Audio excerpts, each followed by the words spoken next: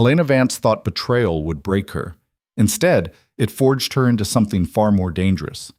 When she caught her senator fiancé in his own office with another woman, she didn't cry. She calculated. Her revenge led her straight into the arms of Dominic Moretti, the city's most feared underworld king, and what began as a single night of defiance became a marriage proposal that would shake the foundations of power itself. Some women dream of safety. Elena chose fire. If you want to see how far her rage takes her, stay until the end, hit that like button, and drop your city in the comments so I can see how far this story travels.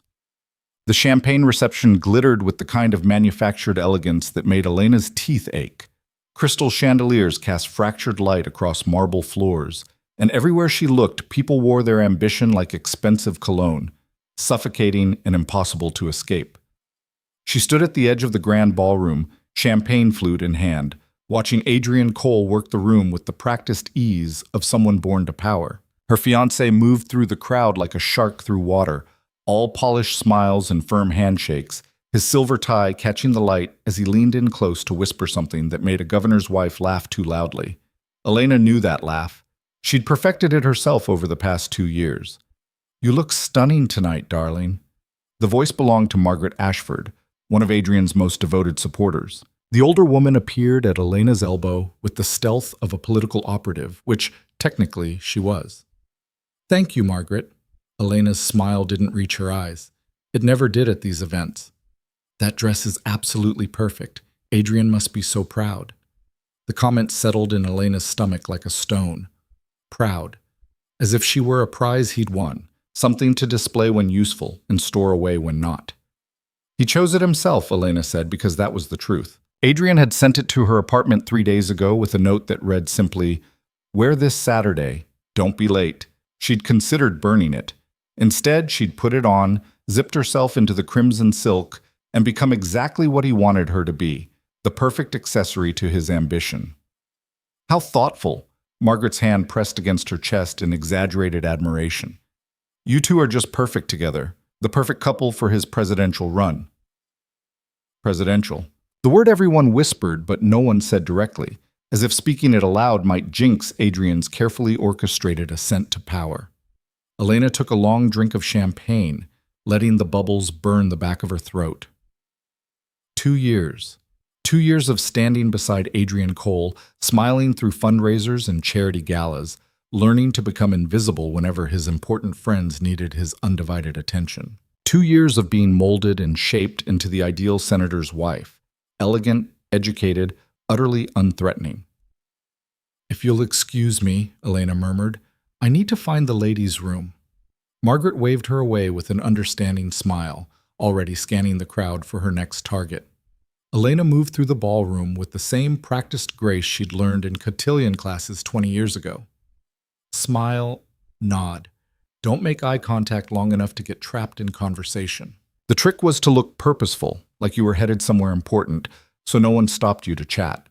The bathroom on the main floor would be crowded with women touching up makeup and trading gossip.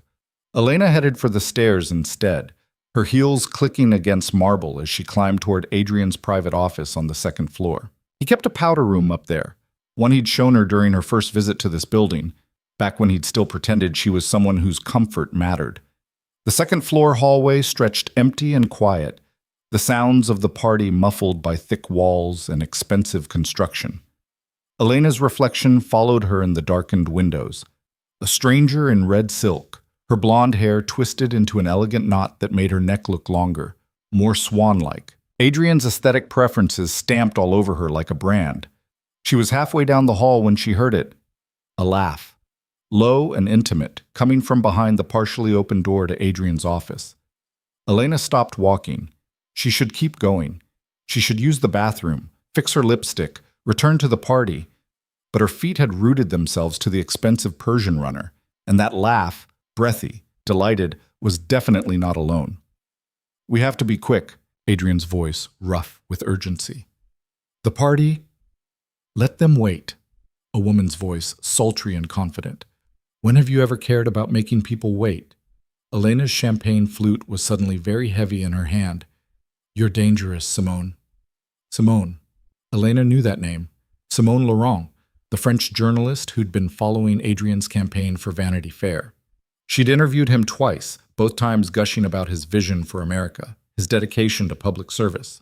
Apparently, she was very dedicated to her research.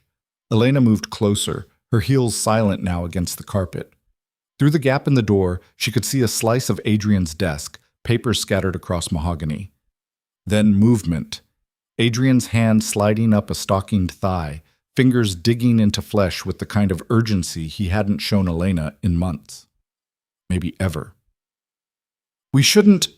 Simone's protest died in a moan as Adrian lifted her onto his desk, papers cascading to the floor. Elena stood frozen, watching through that narrow opening as her fiancé pressed himself between another woman's legs, his mouth on her neck, her fingers tangled in his perfectly styled hair.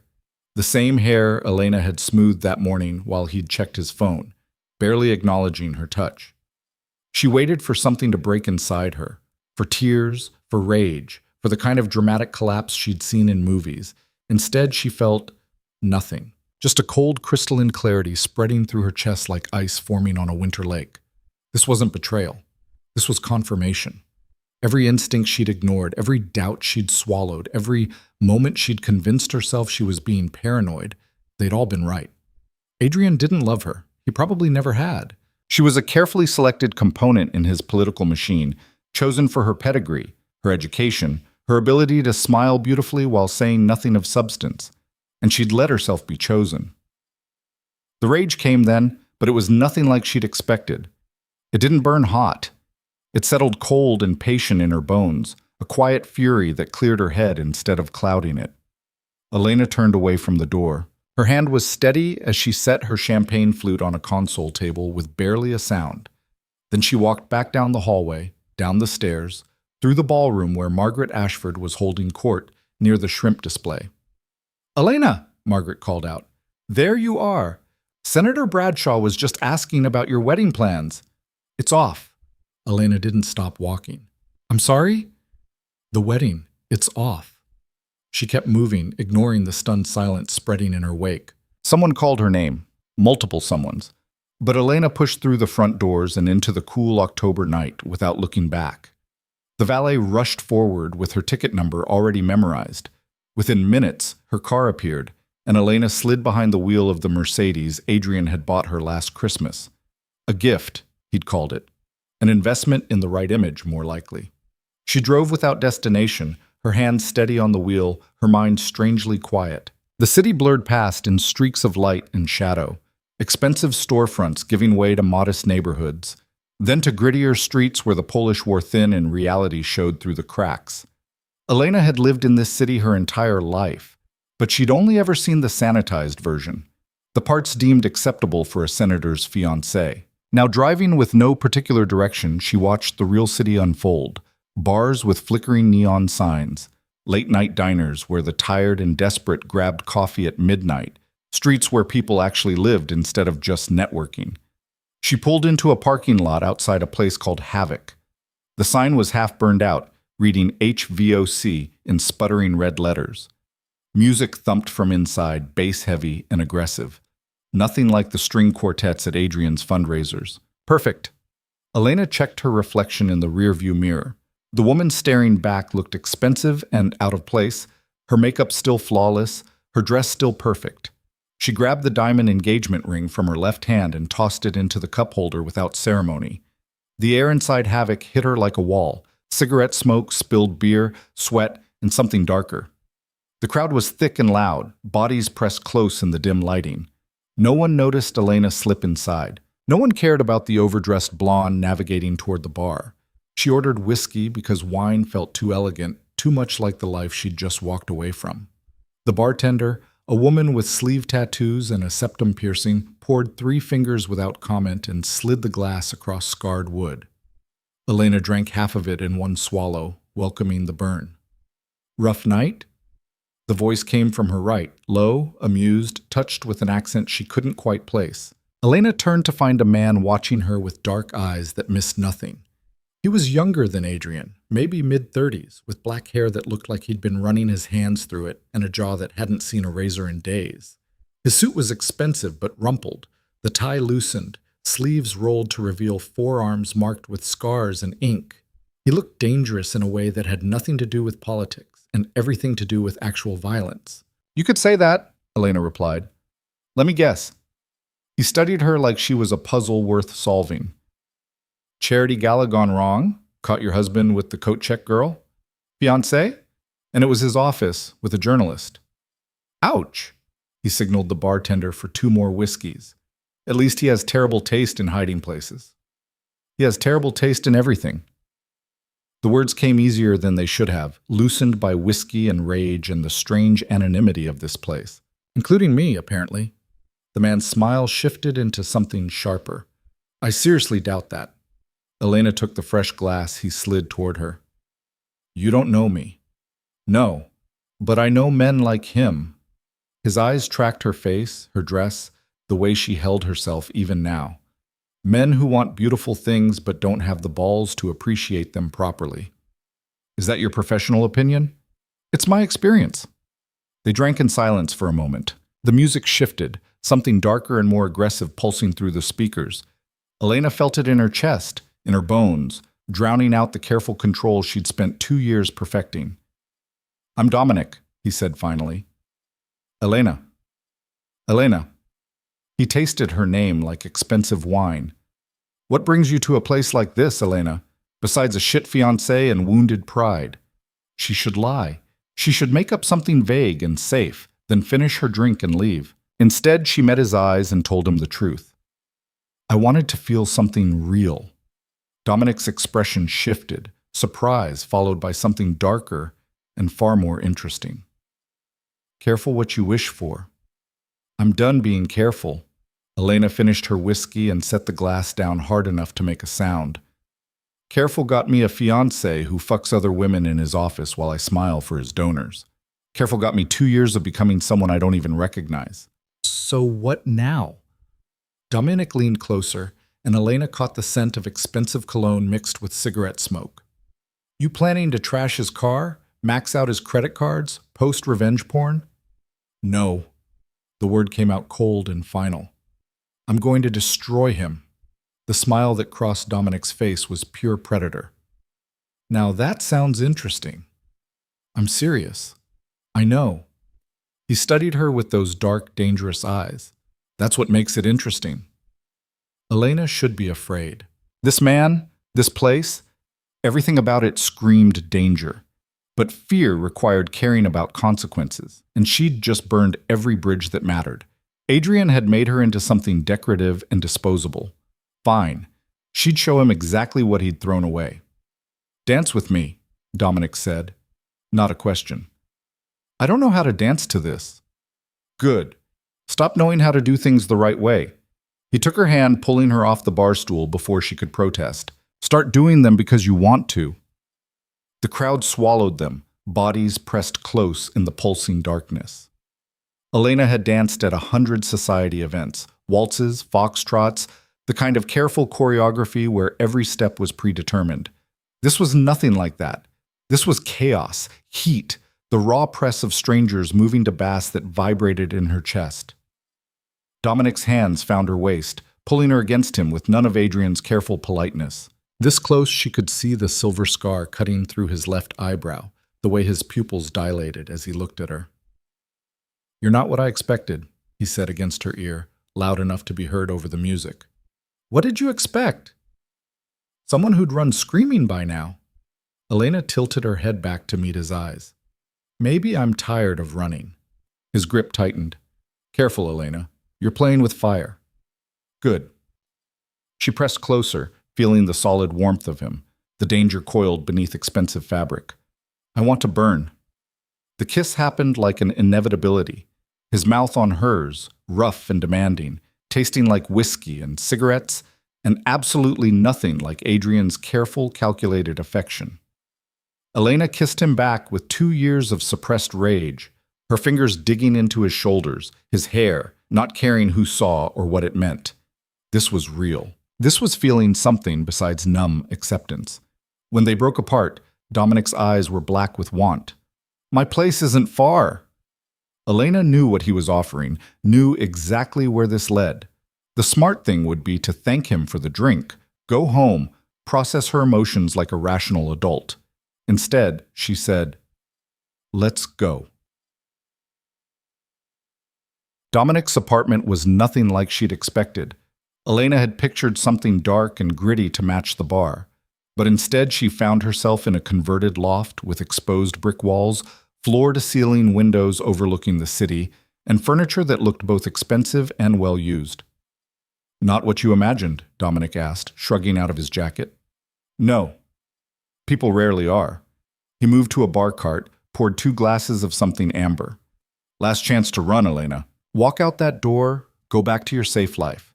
Pretend tonight never happened." Elena took the glass he offered. "What makes you think my life was safe?" "Everything about you screams it. The dress, the accent, the way you hold yourself like someone who's never had to fight for anything." He moved closer, backing her against the windows.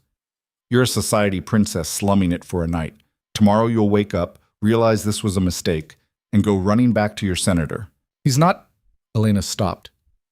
"You know who he is." Dominic's smile was all edges. "Everyone knows Adrian Cole, golden boy senator with presidential ambitions and a talent for looking clean while playing dirty." "Then you know why I can't go back." "Oh, I know why you think you can't go back." His hand came up to cup her jaw, thumb brushing her lower lip. "But thinking and doing are very different things. When the shock wears off, when reality sets in, you'll remember all the reasons you said yes to him in the first place."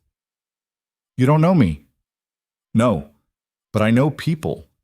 His eyes held hers, searching for something. "I know the ones who talk about burning it all down versus the ones who actually light the match." Elena set her glass down and grabbed his tie, pulling him close enough to feel his breath on her face. "Then watch me burn." The kiss was fiercer this time, less exploration and more claiming. Dominic's hands found the zipper of her dress, sliding it down with practiced ease.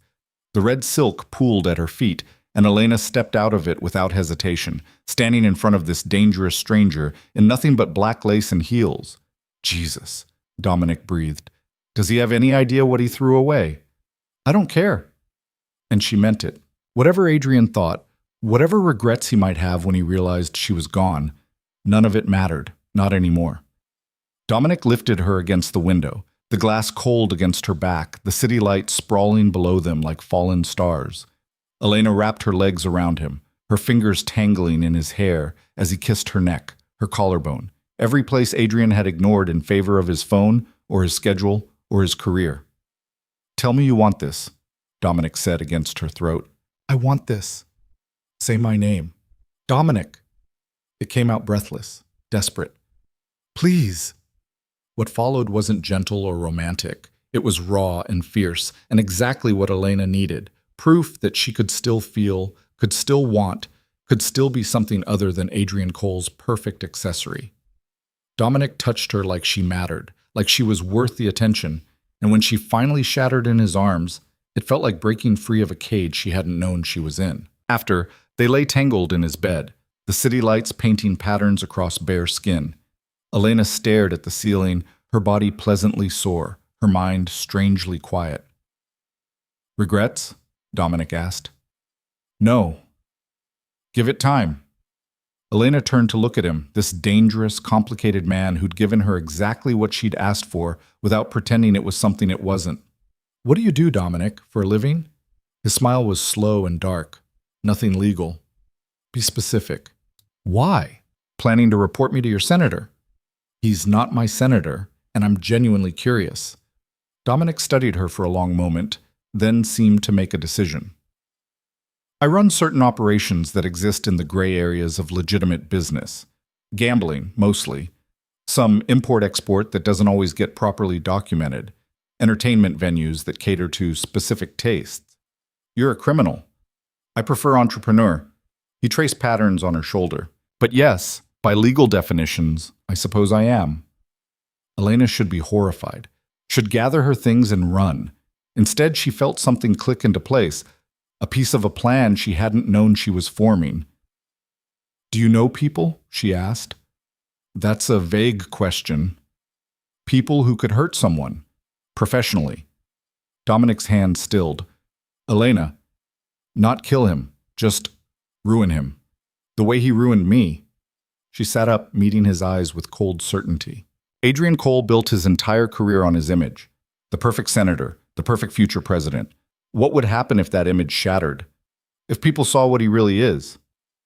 You want revenge. I want justice. There's no difference between the two, just marketing. Dominic sat up beside her, his expression serious now. You're talking about destroying a powerful man's career. That doesn't happen quietly. There will be consequences. I'm aware. Are you? Because right now you're angry and hurt and looking for a way to make him feel what you're feeling. But this isn't some romantic comedy where you slash his tires and feel better. This is real, dangerous, the kind of thing that follows you. Elena held his gaze. Good. Something shifted in Dominic's expression. Respect, maybe, or recognition. You really mean it. Every word. He was quiet for a long moment, then nodded slowly. Okay, but not tonight. Tonight you sleep. Tomorrow, when you've had time to think clearly, if you still want to burn his world down, we'll talk. I don't need time to think. Yes, you do. He pulled her back down beside him. Trust me, Elena, revenge is always better when it's cold.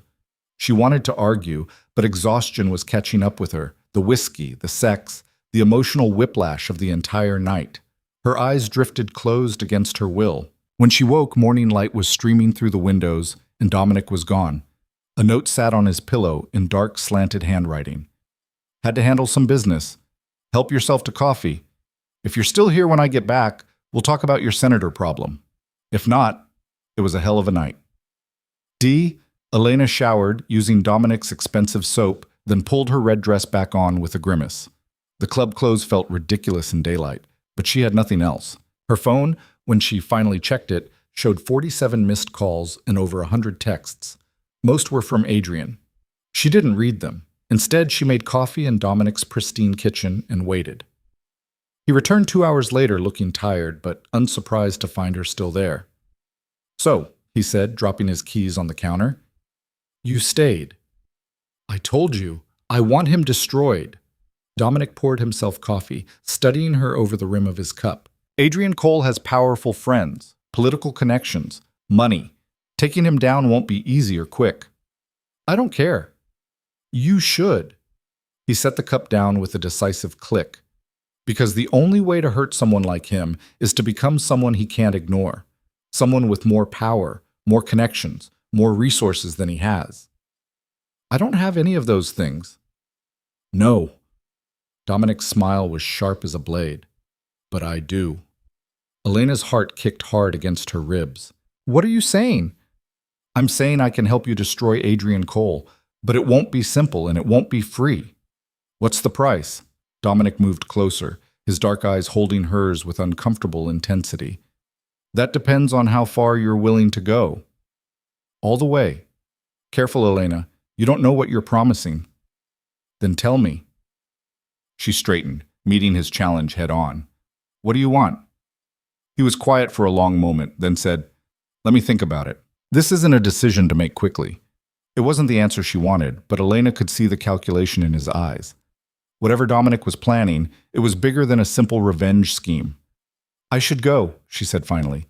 I need to figure out where I'm staying. My apartment is in Adrian's building. Stay here. I can't. You can. Dominic cut her off. Consider it part of the deal. You want my help? First step is getting you somewhere Adrian can't reach you. It made sense, even if it felt dangerous in a completely different way. Just until I find something permanent. Sure. His smile suggested he knew exactly how temporary would be. Whatever you need. Elena gathered her things, hyper-aware of Dominic watching her every move. This was insane.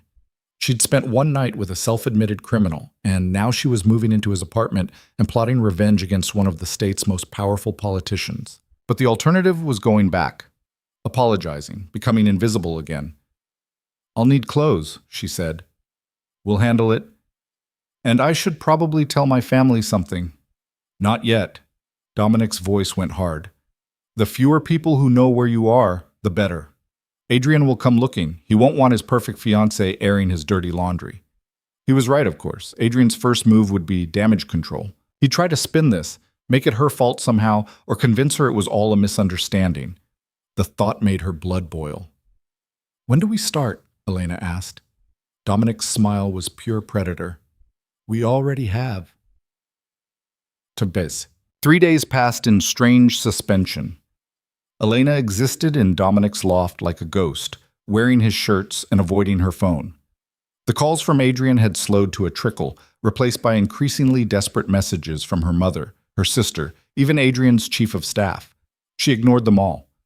Dominic came and went on mysterious business, never explaining, never asking if she'd changed her mind. He brought her clothes, expensive things in her exact size that made her wonder just how much he knew about her. They ate takeout and talked about everything except revenge and Adrian Cole. It felt like holding her breath. On the 4th morning, Dominic appeared in the kitchen where Elena was nursing coffee and watching the city wake up. "I have a proposal," he said without preamble. Elena set down her cup. "I'm listening." Adrian Cole's power comes from his image. The devoted public servant, the future president, the perfect partner. Break that image, and you break him. I'm aware. But breaking an image requires leverage, proof, evidence that can't be denied or spun. Dominic moved closer. "I have people working on gathering that evidence. Financial irregularities, campaign finance violations, affairs he thought were buried deep enough to stay hidden. How long will that take? Months, maybe." He's been careful. Dominic's expression shifted to something harder. "But there's a faster way." "What?" "Marry me." Elena stared at him, certain she'd misheard. "What?" "Marry me," Dominic repeated, perfectly calm. "Publicly, spectacularly. Make it impossible for Adrian to spin your disappearance as anything other than what it is. His perfect fiancé choosing his complete opposite." "You're insane." "Probably." He didn't look bothered by the accusation. "But think about it. You walk into the city's biggest social event on my arm, wearing my ring, and announce your engagement to the man every politician in this city fears. What does that do to Adrian's image?" Elena's mind raced. "It destroys it, makes him look weak, cuckolded by a criminal." "Exactly." Dominic's smile was sharp. "And once you're under my protection, he can't touch you, can't threaten you, can't make you disappear quietly. You become untouchable."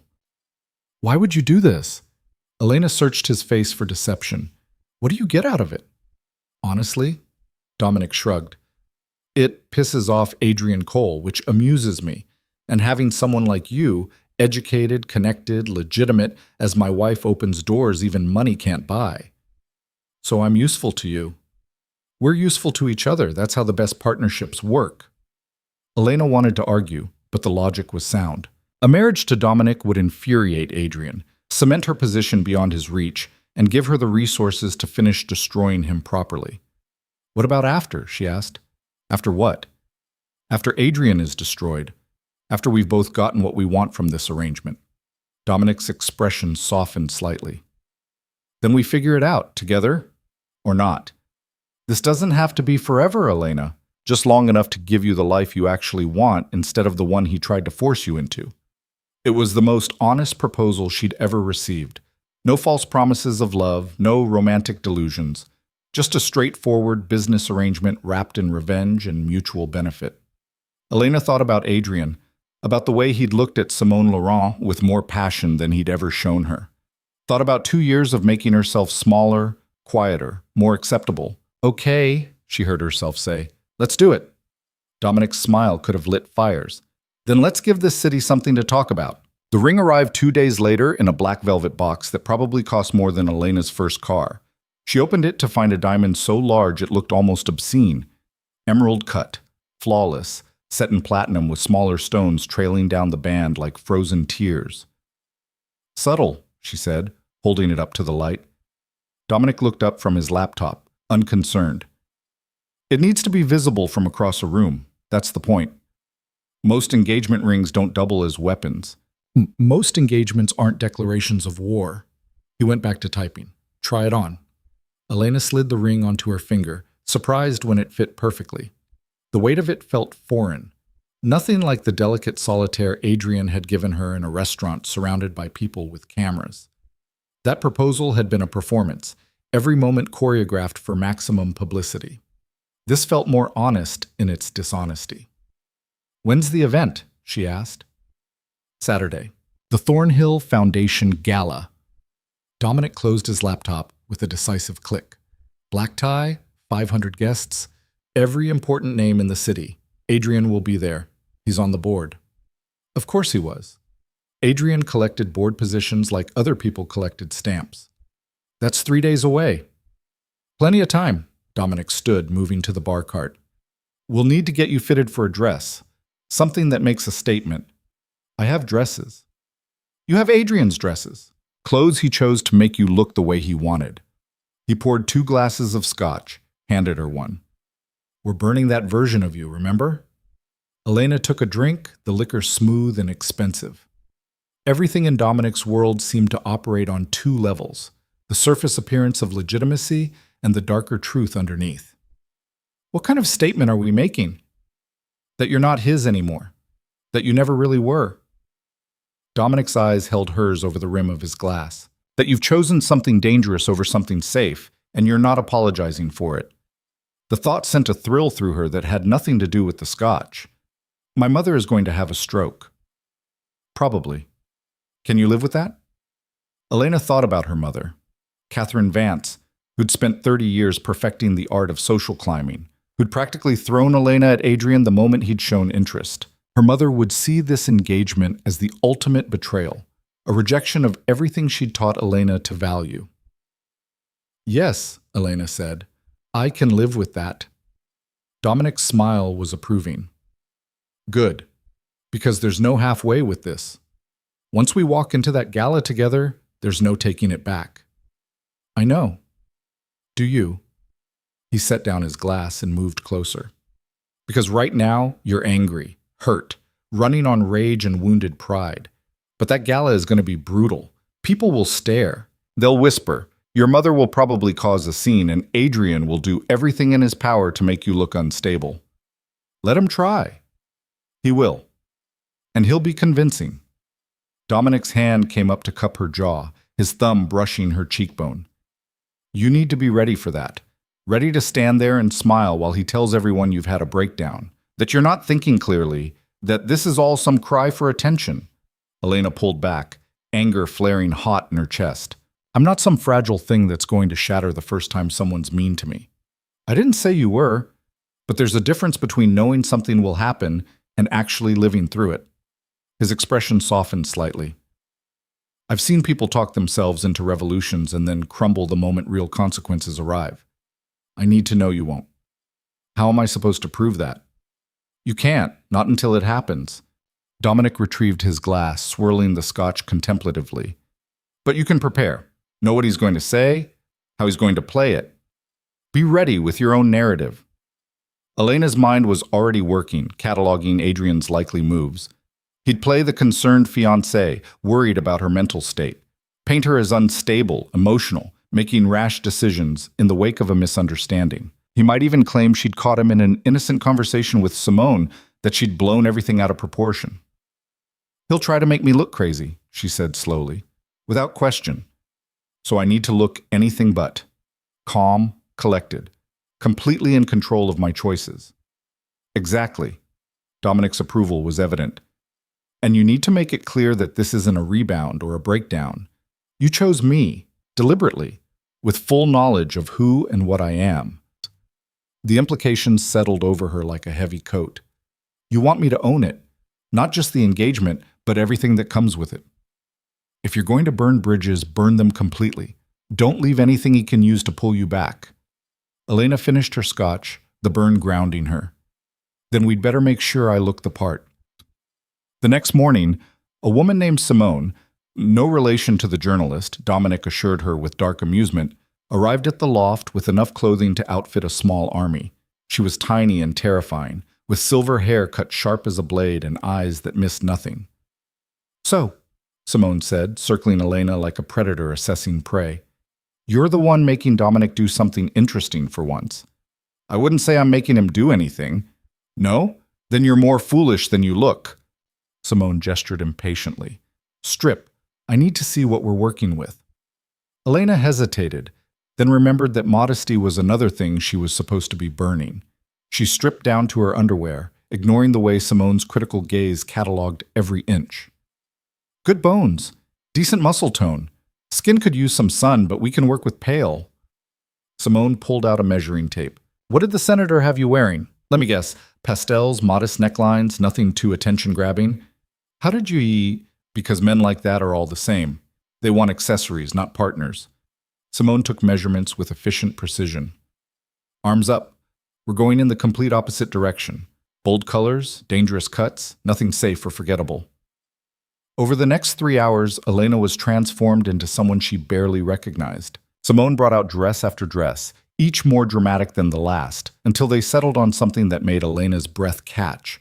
The gown was the color of fresh blood, a red so deep it was almost black in certain light.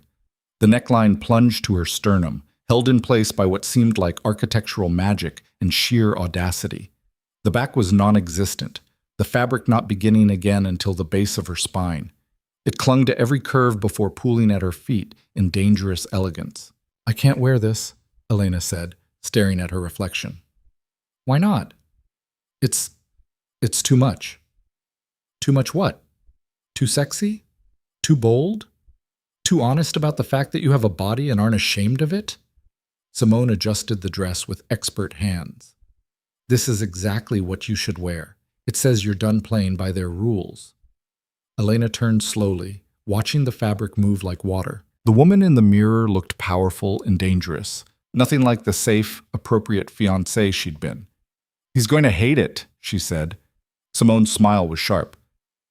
That's how you know it's perfect. Saturday arrived with the kind of crisp autumn weather that made the city look almost magical. Elena spent the day in a strange state of calm, her mind quiet in a way that should probably concern her. She'd expected nerves, second thoughts, maybe panic. Instead, she felt focused, clear, ready. Dominic found her in front of the floor-to-ceiling windows, watching the sun set over the city. You okay? He asked. Surprisingly, yes. He came to stand beside her, close enough that she could smell his cologne, something dark and expensive that suited him perfectly. Last chance to back out. We can say you're sick, reschedule for a different event. No. Elena turned to face him. We do this tonight. Dominic was already dressed. His tuxedo fitted perfectly to his frame. He looked every inch the dangerous criminal he was, polished and lethal in equal measure. Then let's give them a show, he said. 2 hours later, they pulled up to the Rothmore Hotel in a black car with windows tinted dark enough to be illegal. Elena could see the red carpet, the flash of cameras, the crowd of guests in expensive formal wear. They don't usually have photographers at this event, she said. They do tonight. Dominic's smile was all teeth. I made sure of it. Of course he had. This wasn't just about making a statement. It was about making sure that statement got documented and distributed as widely as possible. The car door opened, and Dominic stepped out first, buttoning his jacket with practiced ease. Then he turned and offered his hand to Elena. This was it. The moment everything changed. Elena took his hand and let him help her out of the car. The cameras erupted immediately, flashes exploding like miniature suns. She'd walked red carpets before, always as Adrian's +1, carefully positioned slightly behind and to the left. Now, with Dominic's hand warm on her waist, she stood front and center. Miss Vance, are you still engaged to Senator Cole? Dominic, who's your date? Elena, can you comment on the rumors about you and the senator? Dominic leaned close, his mouth near her ear. Smile. Let them see the ring. Elena lifted her left hand, letting the massive diamond catch the light. The cameras went wild, photographers shouting over each other, and through it all, Dominic stood solid beside her, completely unbothered by the chaos. They made their way inside, leaving the press in a frenzy behind them. The hotel's grand ballroom was exactly as Elena remembered. Soaring ceilings, crystal chandeliers, enough wealth concentrated in one space to fund a small country. The crowd noticed them immediately. Conversations died mid-sentence. Champagne flutes paused halfway to lips. 500 of the city's most powerful people turned to stare at Elena Vance and Dominic Moretti walking in together, his hand possessive on her bare back, her smile sharp as glass.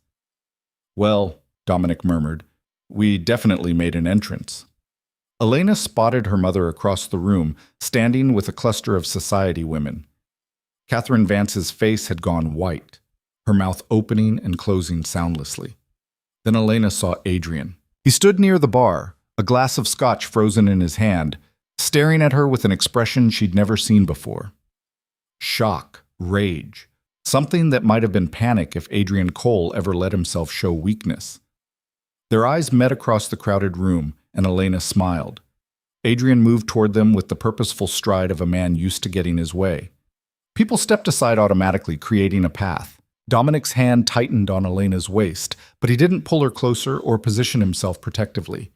He simply stood there, relaxed and dangerous, waiting. Elena.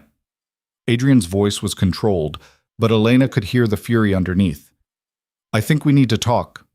Privately. I don't think so, Elena said calmly. Don't make a scene. Adrian's eyes flicked to Dominic with barely concealed disgust. You're not thinking clearly. Whatever this is, it's not you. You don't know what I am, Adrian. You never bothered to ask. I know you're upset about what you think you saw. What I think I saw. Elena's laugh was cold and sharp. I saw you fucking another woman on your desk while I stood outside your office. There's no think about it. Several nearby conversations stopped dead. Adrian's jaw clenched. You're causing a scene over a misunderstanding. The only thing I misunderstood was thinking you gave a damn about me as anything other than a political prop. Elena held up her left hand, letting the diamond catch the light. But I'm done being decorative. I found someone who actually appreciates what I bring to the table. Adrian's gaze finally focused fully on Dominic. You. I know who you are. What you are. I'd be disappointed if you didn't, Dominic said pleasantly. You're a criminal, a thug in an expensive suit. And you're a politician who fucks journalists in his office while his fiancé smiles for your donors. We all have our flaws. Adrian's face flushed red. Elena, you can't possibly be serious about this, about him. He's dangerous. I know exactly what he is. Elena stepped closer to Dominic, her hand finding his. That's why I chose him. You chose nothing. You're having a breakdown, acting out because you're hurt. I understand that you understand nothing. Elena's voice went cold. You want to know why I chose Dominic? Because when I walked into a bar looking to feel something real, he gave me exactly that. He didn't try to manage me or mold me or make me into something more convenient. He saw who I actually am and decided that was enough. Elena. Her mother's voice cut through the tension. Catherine Vance appeared at Adrian's elbow, her face pale, but her eyes sharp with fury. What on earth are you doing? Making my own choices for once. With him. Catherine's gaze raked over Dominic with undisguised contempt. Everyone knows what he is, the things he's involved in. This is social suicide, Elena. You'll be ruined. Funny. Elena felt something like freedom expanding in her chest. I don't feel ruined. I feel like I just woke up. You feel like you're having a mental breakdown, Adrian cut in, his voice taking on the reasonable, concerned tone he used with difficult constituents. And that's understandable. The stress of the wedding planning, the pressure of the campaign, it's a lot. But this isn't the answer. Come home with me. We'll talk this through, get you some help. I don't need help, Adrian.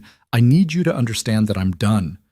Elena pulled the small velvet box from her clutch, the one containing Adrian's ring, the delicate solitaire she'd worn for 2 years.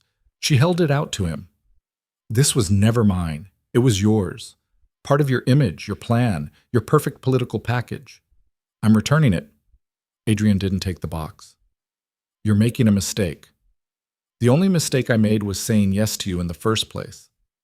Elena set the box on a nearby table. Goodbye, Adrian. She turned to leave, Dominic moving with her in perfect synchronization. They'd made it maybe 10 steps when Adrian's voice rang out, loud enough to carry across the ballroom. You'll regret this, Elena. When his criminal empire comes crashing down and you're left with nothing, don't come crawling back to me. Elena stopped, turned, met Adrian's eyes with cold certainty. I'd rather have nothing with him than everything with you. The silence that followed was deafening. Then Dominic's hand found the small of her back.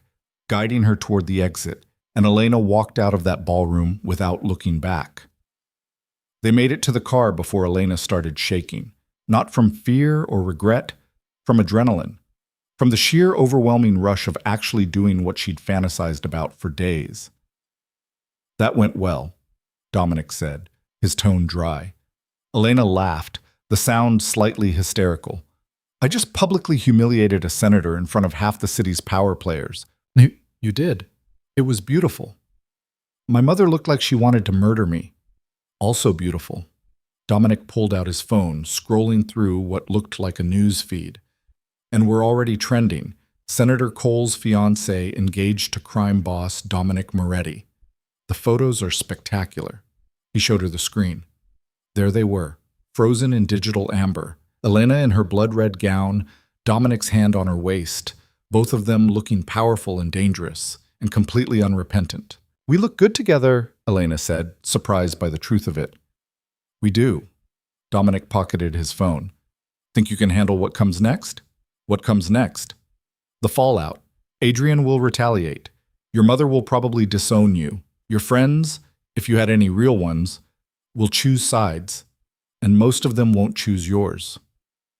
Elena thought about her life before tonight. The carefully curated friendships with other political wives and socialites, relationships based on proximity and usefulness rather than genuine connection. She'd given up her college friends when she'd started dating Adrian, let those bonds atrophy in favor of the right social circle.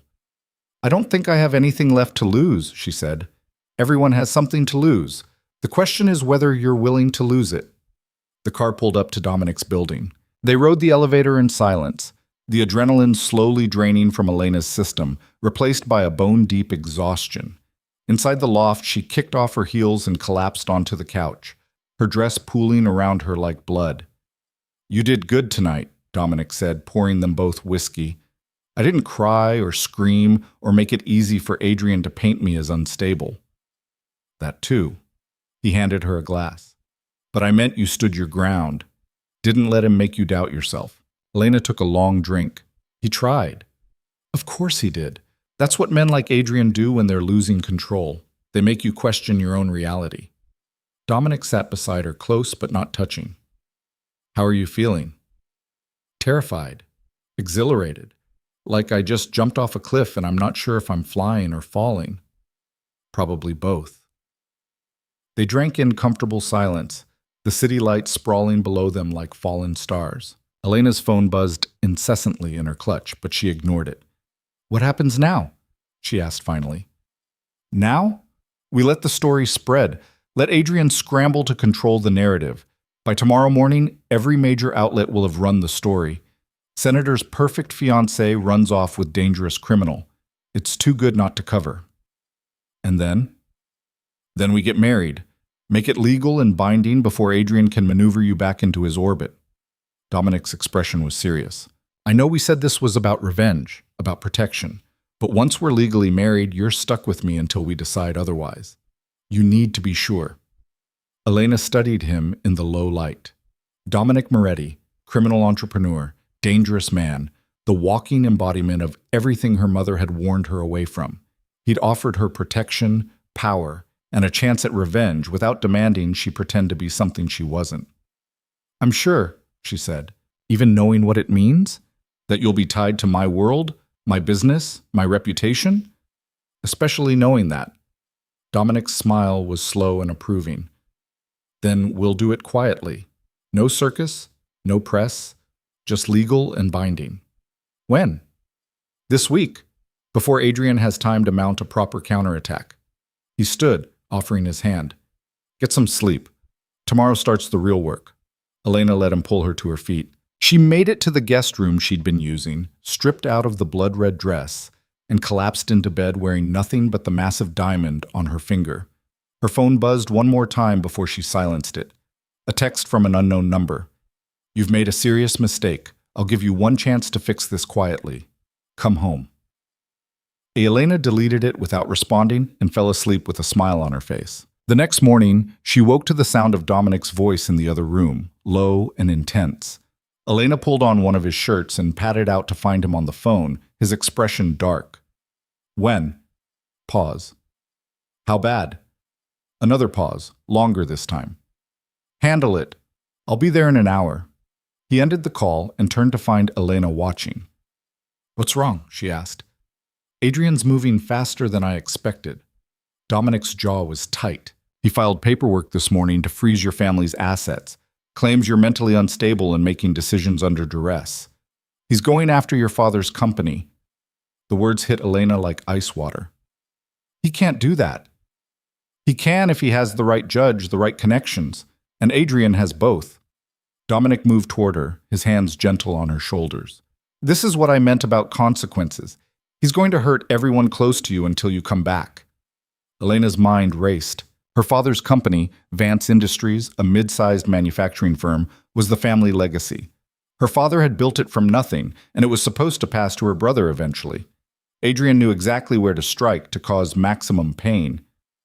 What can we do? Legally? Not much. Adrian's playing within the system, using technicalities and political favors.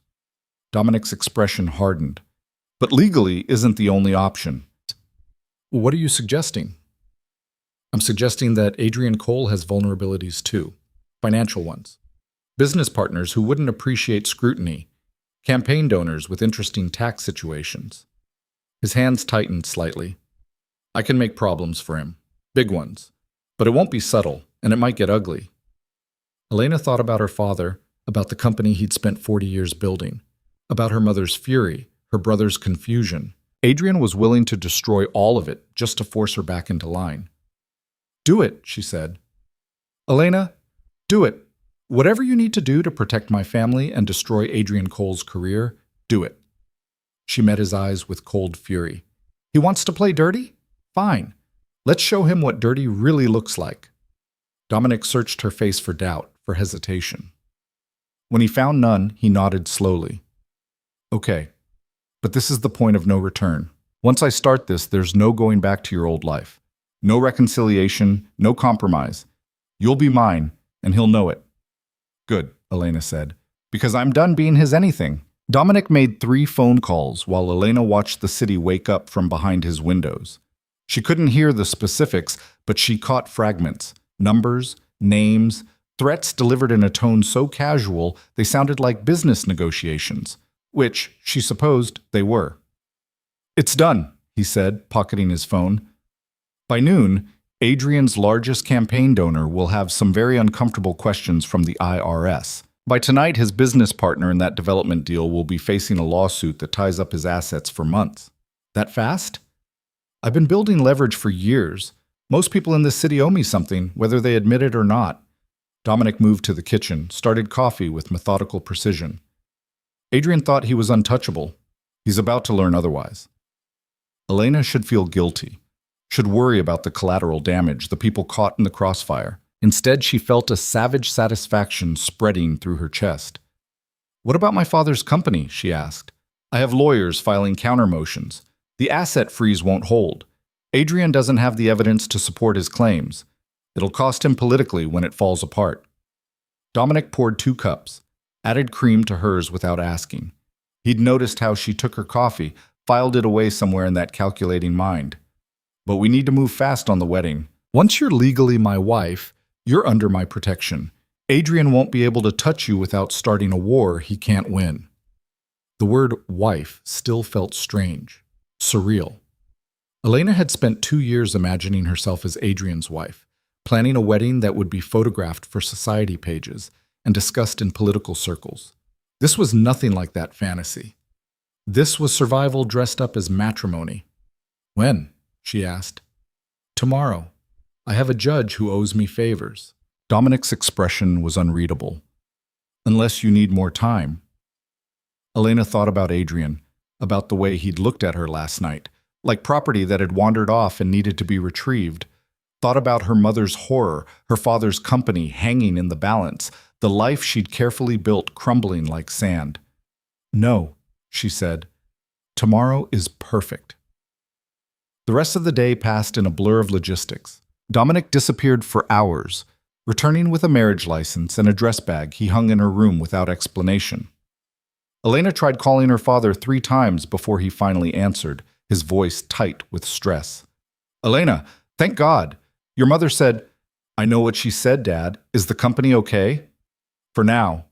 We have lawyers handling it. He paused. Sweetheart, what's going on? Adrian showed up here this morning, said you were having some kind of crisis. That you'd run off with some criminal. His name is Dominic Moretti, and I'm marrying him tomorrow. The silence stretched so long Elena thought the call had dropped. Dad? You can't be serious, his voice cracked slightly. Elena, I know you're angry with Adrian, but you can't throw your life away out of spite. I'm not. Elena moved to the windows, watching traffic crawl through streets far below. Adrian betrayed me, Dad. He's been cheating on me, probably since the beginning. And when I tried to leave, he went after our family to force me back. That's not love, that's control. And this Moretti character, what is he? Honest, he doesn't pretend to be something he's not. Elena's reflection stared back at her, fierce and unfamiliar. I'd rather be with someone dangerous who treats me like an equal than someone safe who treats me like property. Her father sighed, the sound heavy with resignation. Your mother is going to have a stroke. I know. She's already planning to cut you off. Called our lawyer this morning about changing the will. The words should hurt, but Elena felt oddly numb. Okay. Okay, that's all you have to say. What do you want me to say, Dad? That I'll come back, play nice, marry Adrian, and pretend everything's fine? Elena's voice hardened. He tried to destroy your company to get to me. He's still trying. Are you really going to take his side? Another long pause. No. No, I suppose I'm not. Her father's voice softened. I just wish you'd talk to me before making such a drastic decision. Would you have listened, or would you have tried to talk me into staying? The lack of response was answer enough. I'm getting married tomorrow, Elena said quietly. You don't have to come. I understand if you can't, but I need you to know I'm choosing this. Not because I'm broken or having a breakdown or trying to hurt anyone, because it's what I want. Elena, I have to go, Dad. I love you.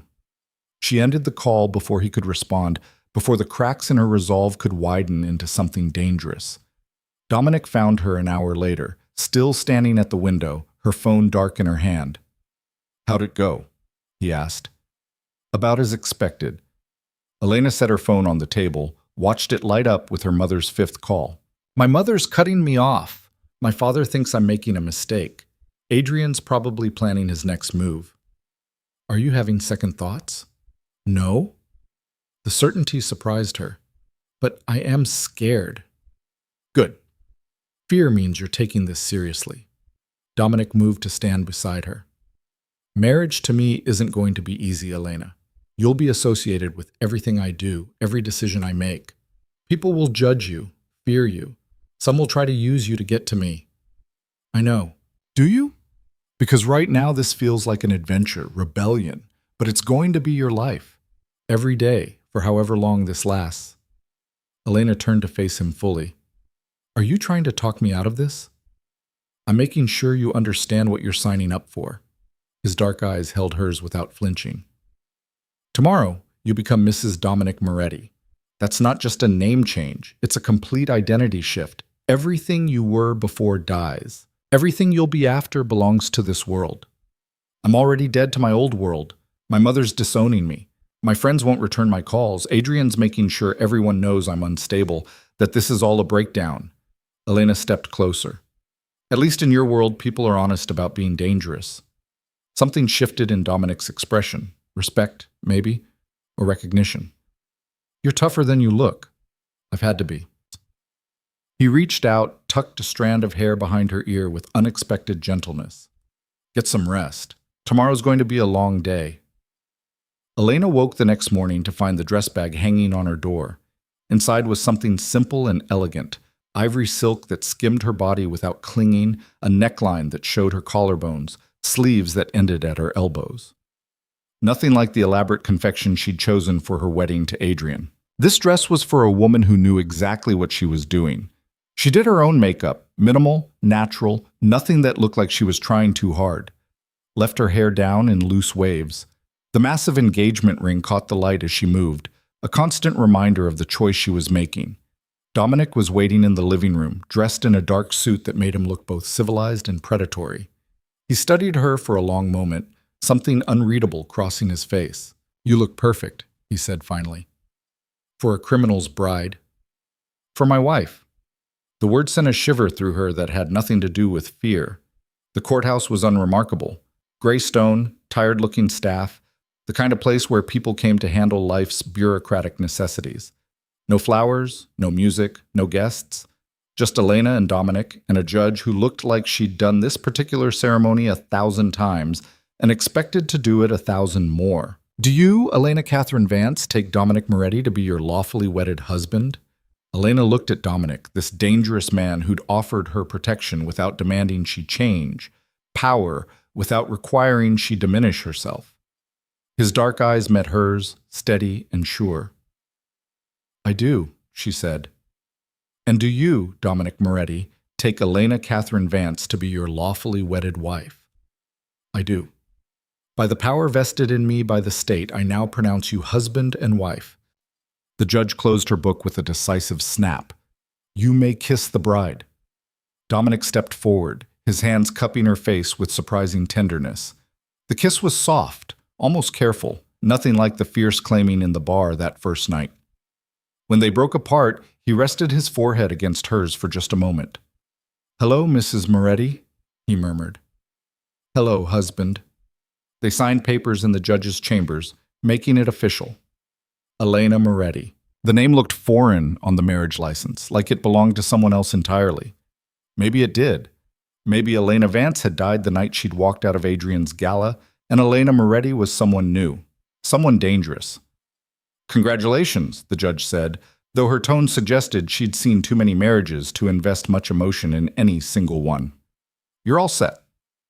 Outside, the world continued as if nothing had changed. Traffic moved, people walked past.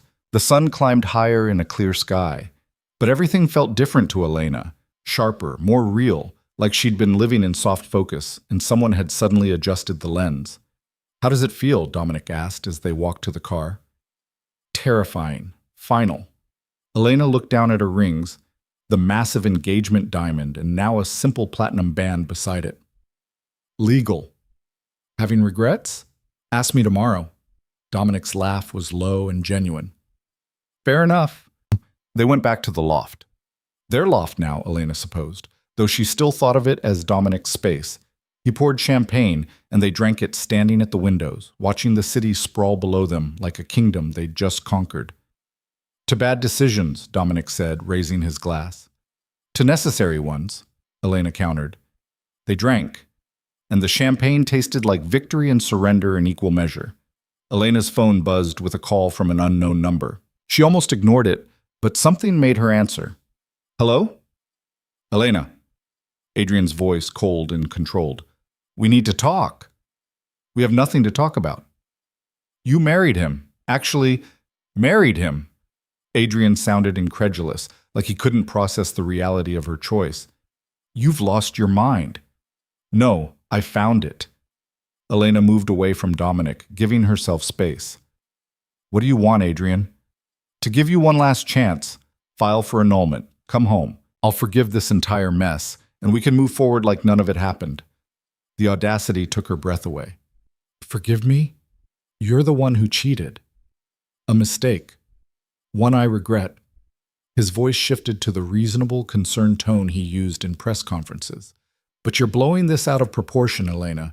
You caught me in a weak moment with a colleague, and instead of discussing it like an adult, you ran off and married a criminal out of spite.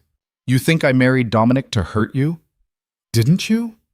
Elena looked at Dominic, who was watching her with dark eyes, making no move to interfere. "No. I married him because he sees me as a person instead of an accessory, because he offered me partnership instead of ownership, because I'd rather be with someone honest about being dangerous than someone who lies about being safe. He's using you, Elena, to get to me, to gain legitimacy, to have something beautiful to show off. He doesn't love you. Neither did you." The words came out flat and final. "At least Dominic doesn't pretend. Listen to me very carefully." Adrian's voice went hard. You think you've won something here, but you've just painted a target on your back. Dominic Moretti has enemies, real ones. People who will come after anyone he cares about. Is that really the life you want? Better than the one you offered. You're making a mistake you can't undo. Then I'll live with it. Goodbye, Adrian. She ended the call and immediately blocked the number. Her hands were shaking, but not from fear, from rage, from the sheer overwhelming realization that she'd actually done it, cut every tie, burned every bridge, chosen chaos over control. He tried to threaten you? Dominic asked. He tried to save me from my own bad decisions. Elena set her phone down hard enough to make a sound. He actually thought I'd come back. Part of him probably still does. Men like Adrian don't understand rejection. They see it as a negotiation tactic, not a real answer. He's going to retaliate. Without question. Dominic's expression darkened. The asset freeze was just the opening move. Now that you've actually married me, he'll escalate. Try to find something he can use to force an annulment, or to destroy me so thoroughly you'll have no choice but to leave. Can he? He can try. But I've been playing this game a lot longer than Adrian Cole. I know where the bodies are buried, literally and figuratively. Dominic crossed to where she stood, his hand settling on her shoulders. The question is whether you're ready for war, because that's what this is now. Not a scandal or a divorce. War. Elena thought about everything she'd already lost. Her mother, her social standing, the carefully constructed life she'd spent years building. Thought about what she stood to lose if she backed down now. Then let's fight, she said. The next 3 days passed in tense anticipation. Dominic's people reported back regularly. Adrian was calling in favors, meeting with political allies, building some kind of case. But the details remained frustratingly vague. He's planning something big, Dominic said on the third night, scrolling through reports on his laptop. Too many closed-door meetings, too many lawyers involved. Can you find out what? I'm working on it. He closed the laptop with a decisive click. But we need to be ready for anything. Adrian's desperate, and desperate men make dangerous decisions. Elena was about to respond when her phone rang, her father's number. Dad? Elena. His voice was strained, wrong. I need you to listen very carefully. Adrian just left here. The line went dead. Elena's blood turned to ice. Dad? Dad! What happened? Dominic was already moving, pulling out his own phone. I don't know. He said Adrian was there, then the line cut off. Elena tried calling back. It went straight to voicemail. Dominic was already barking orders into his phone in a language Elena didn't recognize. He switched to English mid-sentence. Get to the Vance house now. Find out what happened, and bring the car around. We're heading there ourselves. What if it's a trap? Elena asked, her mind racing through scenarios. Then we spring it. Dominic grabbed his jacket, checked something in the inside pocket. Get dressed. Nothing fancy. You need to be able to move. Elena changed quickly, trading her comfortable clothes for jeans and boots. By the time she emerged, Dominic had a gun visible at his hip, no longer bothering to hide what he was. The drive to her parents' house took 20 minutes that felt like hours. Elena's mind spun through possibilities, each worse than the last. Adrian wouldn't actually hurt her father, would he? He was a senator, a public figure. He couldn't just... But even as she thought it, Elena knew better. Adrian had already shown he was willing to use her family as leverage. Why would he stop at financial pressure? Her childhood home appeared through the trees, a sprawling colonial her parents had bought when her father's company first turned profitable. Every light was on, and 2 unfamiliar cars sat in the driveway. Stay behind me, Dominic said, his voice hard and controlled. If something goes wrong, you run. Don't argue, don't hesitate, run. Elena nodded, though she had no intention of leaving him. They approached the front door together. It was unlocked. Inside, the house was silent except for voices coming from her father's study. Understand what you're doing? Her father's voice, angry and afraid in equal measure. You can't just... I can do whatever I want.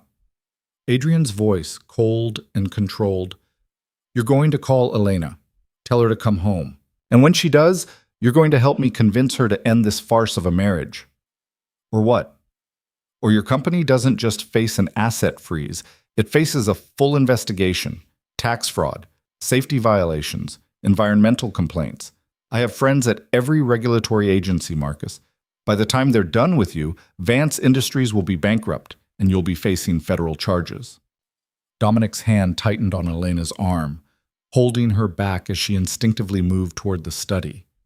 You can't prove any of that, her father said, but his voice wavered. I don't have to prove it. I just have to make the accusations. The investigation alone will destroy you. Adrian's tone shifted to something almost sympathetic. I don't want to do this, Marcus. I like you, respect you. But your daughter has left me no choice. She's embarrassed me publicly, aligned herself with a criminal. I'm simply trying to bring her back to reality. By threatening her family? By doing whatever it takes. Elena pulled free of Dominic's grip and walked into the study before he could stop her. 3 men turned to stare. Her father, Adrian, and a man she didn't recognize who had the look of private security. Elena. Adrian's smile was cold. How convenient. I was just explaining to your father why you need to come home. I heard. Elena moved to stand beside her father, her hand finding his. And the answer is still no. You don't have a choice anymore. Adrian gestured to the security guard.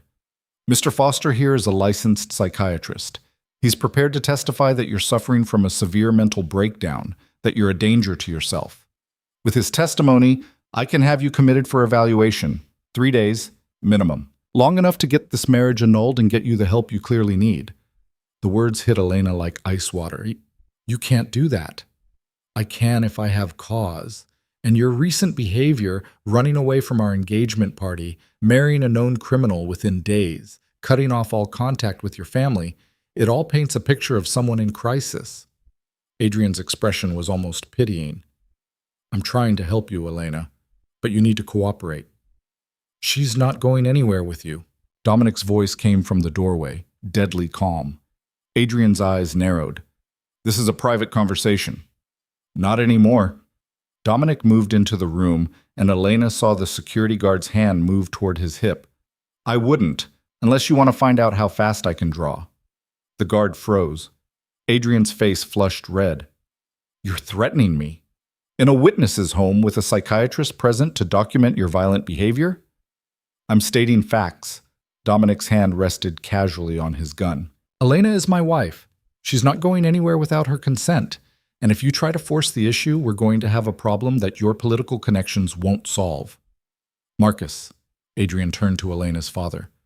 Are you really going to stand there and let this criminal threaten me in your own home? Elena's father looked between them. Adrian in his expensive suit playing the concerned ex-fiancé. Dominic with his gun and his scars. Elena caught in the middle. Get out, Marcus said quietly. Adrian blinked. What? I said get out. You and your psychiatrist and your threats. Marcus straightened, and Elena saw the man who'd built a company from nothing. You came into my home and threatened my family. I don't care how many senators you know or what favors you can call in. Get out. You're making a mistake. The only mistake I made was thinking you actually cared about my daughter.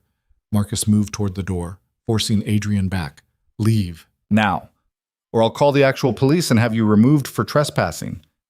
For a moment, Adrian looked like he might argue. Then his expression shuddered into something cold and controlled. Fine. But this isn't over, Elena. Not even close.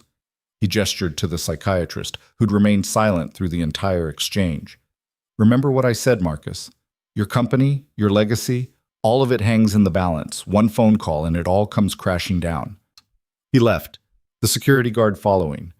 The psychiatrist lingered for a moment, studying Elena with professional interest. For what it's worth, he said quietly, you don't seem unstable to me, just angry. But anger can look a lot like madness to people who benefit from your compliance. Then he too was gone, leaving Elena standing between her father and her husband in the wreckage of her childhood home. Marcus Vance stared at the closed door for a long moment, his shoulders tight with tension that hadn't been there when Elena was growing up. He looked older suddenly, the lines around his eyes deeper, his jaw set in a way that made him look like he was bracing for impact. Dad, Elena started. Don't. He held up a hand. Just give me a minute. The silence stretched uncomfortable and heavy. Dominic remained by the doorway, his hand still resting casually on his gun, his eyes tracking every shadow, every sound from outside, always alert, always ready. "He's going to destroy the company," Marcus said finally, his voice rough. "Everything I built, 40 years of work, gone because my daughter chose the wrong man to piss off." The words hit harder than they should have. Elena had expected her mother's fury, her friend's judgment, but her father's resignation cut deeper. "I'm sorry," she said quietly. "Are you?" Marcus turned to face her, and his expression was complicated, anger and fear and something that might have been disappointment. "Because from where I'm standing, you made a choice knowing exactly what it would cost, not just you, but all of us. He was cheating on me, Dad, in his office, with a journalist who was supposed to be covering his campaign. I know, and I'm sorry that happened to you. I am." Marcus rubbed his face with both hands. "But running off and marrying a criminal? Elena, there were other options. You could have broken off the engagement quietly, moved away for a while, let the whole thing die down. And let him win?" Elena's voice went hard. "Let him spin it as me being unstable or unable to handle the pressure? Watch him replace me with someone else and continue his perfect political trajectory while I disappeared into obscurity?" "Yes," Marcus's voice rose. "Yes, exactly that. Because at least then my company would survive. My employees would keep their jobs. Your brother would have something to inherit besides debt and scandal." The words landed like physical blows. Elena had known there would be consequences, had even accepted them in abstract. But hearing her father spell them out, seeing the fear in his eyes, it made everything brutally real. "Mr. Vance," Dominic's voice cut through the tension, calm and controlled. "Adrian Cole doesn't have the reach you think he does. He's a senator with presidential ambitions. He has friends in every regulatory agency, and I have people in all the same places." Dominic moved into the room properly, his presence somehow making the large study feel smaller. Adrian's power comes from his image, his connections, his ability to call in favors. But all of that is built on a foundation of perceived legitimacy. Take that away, and he's just another politician with dirty hands. And how exactly do we take that away? Marcus's tone was skeptical. He's been building that image for years. By showing everyone what he really is. Dominic's smile was sharp. "I've had people digging into Adrian's finances for the past week. His campaign donations, his business partnerships, the real estate deals he's brokered through proxies. He's not as clean as he pretends. Everyone in politics has questionable finances. That's not enough to bring him down. It is when combined with evidence of his affairs, his willingness to abuse his power for personal vendettas, his attempts to have his ex-fiancé forcibly committed." Dominic pulled out his phone, scrolled through something. "Adrian made a mistake when he threatened your family, Mr. Vance. He showed his hand, proved he's willing to use his position to hurt innocent people when he doesn't get his way." Marcus looked between Dominic and Elena, calculation replacing some of the fear in his eyes. "You're going to go public with all of this. Eventually, when the time is right." Dominic pocketed his phone. "But first we need to make sure he can't retaliate effectively. That means protecting you, your company, and anyone else Adrian might target." "How?" "Let me worry about that." Dominic's expression softened slightly. "I know you don't trust me, Mr. Vance. I wouldn't either in your position. But I'm good at what I do, and what I do is protect what's mine. Elena is mine now. That makes you family, and I take care of my family." The word "mine" should have bothered Elena, should have felt possessive, controlling. Instead, it settled in her chest like armor. Marcus studied Dominic for a long moment, then turned to Elena. "You're sure about this? About him?" "I'm sure about choosing myself over Adrian's idea of who I should be," Elena said. "Dominic's part of that choice. That's not exactly a ringing endorsement of your marriage. It's honest, which is more than I had with Adrian." Her father sighed, the sound heavy with resignation. "Your mother is going to kill me for not fighting this harder. Mom made her choice. She can live with it. She's scared, Elena. For you, for all of us." Marcus moved toward his desk, suddenly looking exhausted. "She handles fear badly, always has. Turns it into anger, into control." "I know." Elena had lived with that dynamic her entire life. Her mother's need to manage every situation, to maintain perfect appearances regardless of the cost. But I can't live my life trying to make her feel safe, not anymore. Marcus nodded slowly, accepting if not approving. What happens now? Now, Dominic checked his phone.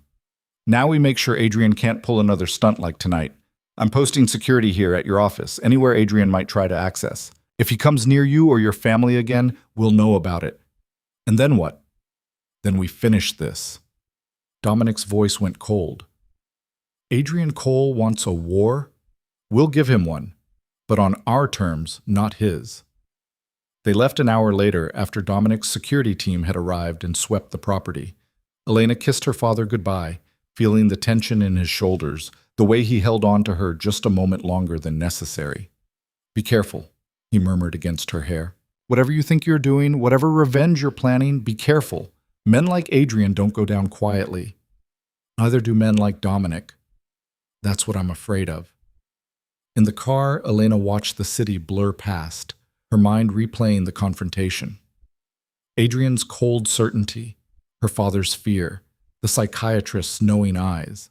The whole thing had been a setup, a trap designed to make her look unstable, to give Adrian legal grounds to have her committed and the marriage annulled. He almost pulled it off, she said quietly. Dominic's hands tightened on the wheel. I know. If we'd been 5 minutes later, if my father had believed him. But we weren't, and he didn't. Dominic glanced at her. Adrian underestimated your father. Thought he could bully him the same way he bullied you. That was his mistake. He's going to try again. Without question. But next time we'll be ready. Dominic's jaw tightened. I should have anticipated this. Should have known he'd go after your family directly. How could you have known? Because it's what I would have done. The admission was flat, unapologetic. Find the pressure point, apply leverage, force compliance. It's strategy 101. Elena studied his profile in the dim light, the hard line of his jaw, the scar through his eyebrow, the way his eyes never stopped scanning their surroundings even while driving. You really are dangerous, aren't you? Yes. No hesitation, no softening. I've hurt people, Elena. Destroyed lives when it served my interest.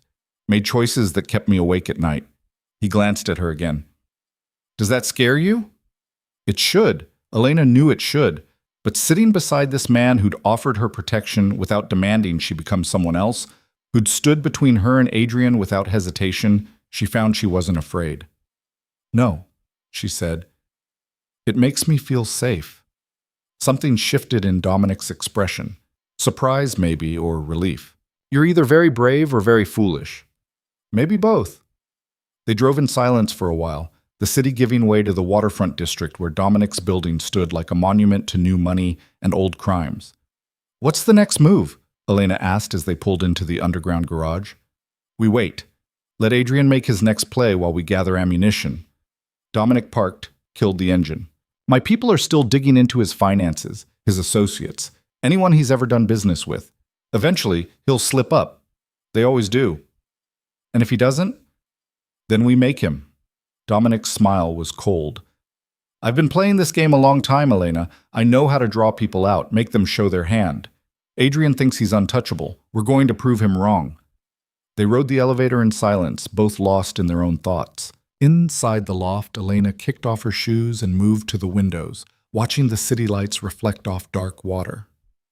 Thank you, she said quietly. For what? For protecting my father, for not letting Adrian take me. Elena turned to face him. For not judging me for the mess I've made of everything. Dominic crossed the room, his hands settling on her shoulders. You didn't make this mess. Adrian did when he chose his ego over your trust. You're just refusing to clean it up for him. My mother wouldn't see it that way. Your mother spent 40 years learning to manage powerful men by making herself unthreatening. She can't understand why you'd choose confrontation over compliance. His hands moved to cup her face. But you're not her, Elena. You never were. The kiss was soft, searching, different from the fierce claiming of that first night. When they broke apart, Dominic rested his forehead against hers. We should sleep, he said. Tomorrow's going to be complicated. But neither of them moved. They stood there in the dim light, two people who'd chosen danger over safety, chaos over control, each other over everything they'd known before. Elena woke to the sound of Dominic's voice in the next room, low and intense. She pulled on one of his shirts and patted out to find him on the phone, his expression dark. When? Pause. How bad? Another pause. I'll be there in 30. He ended the call and turned to find Elena watching. What happened? She asked. Adrian filed a lawsuit this morning against me, against my businesses, claiming I coerced you into marriage while you were mentally unstable. He's asking for an emergency annulment and a restraining order. The words took a moment to process. He can't prove any of that. He doesn't need to. The lawsuit itself is the weapon. It ties up resources, forces us to respond, keeps us defensive. Dominic moved past her, already pulling on clothes, and it gives him ammunition for his next move. Which is? I don't know yet, but men like Adrian don't file lawsuits without a follow-up plan. He strapped on his shoulder holster, checked his gun with practiced efficiency. I need to meet with my lawyers, figure out how to counter this.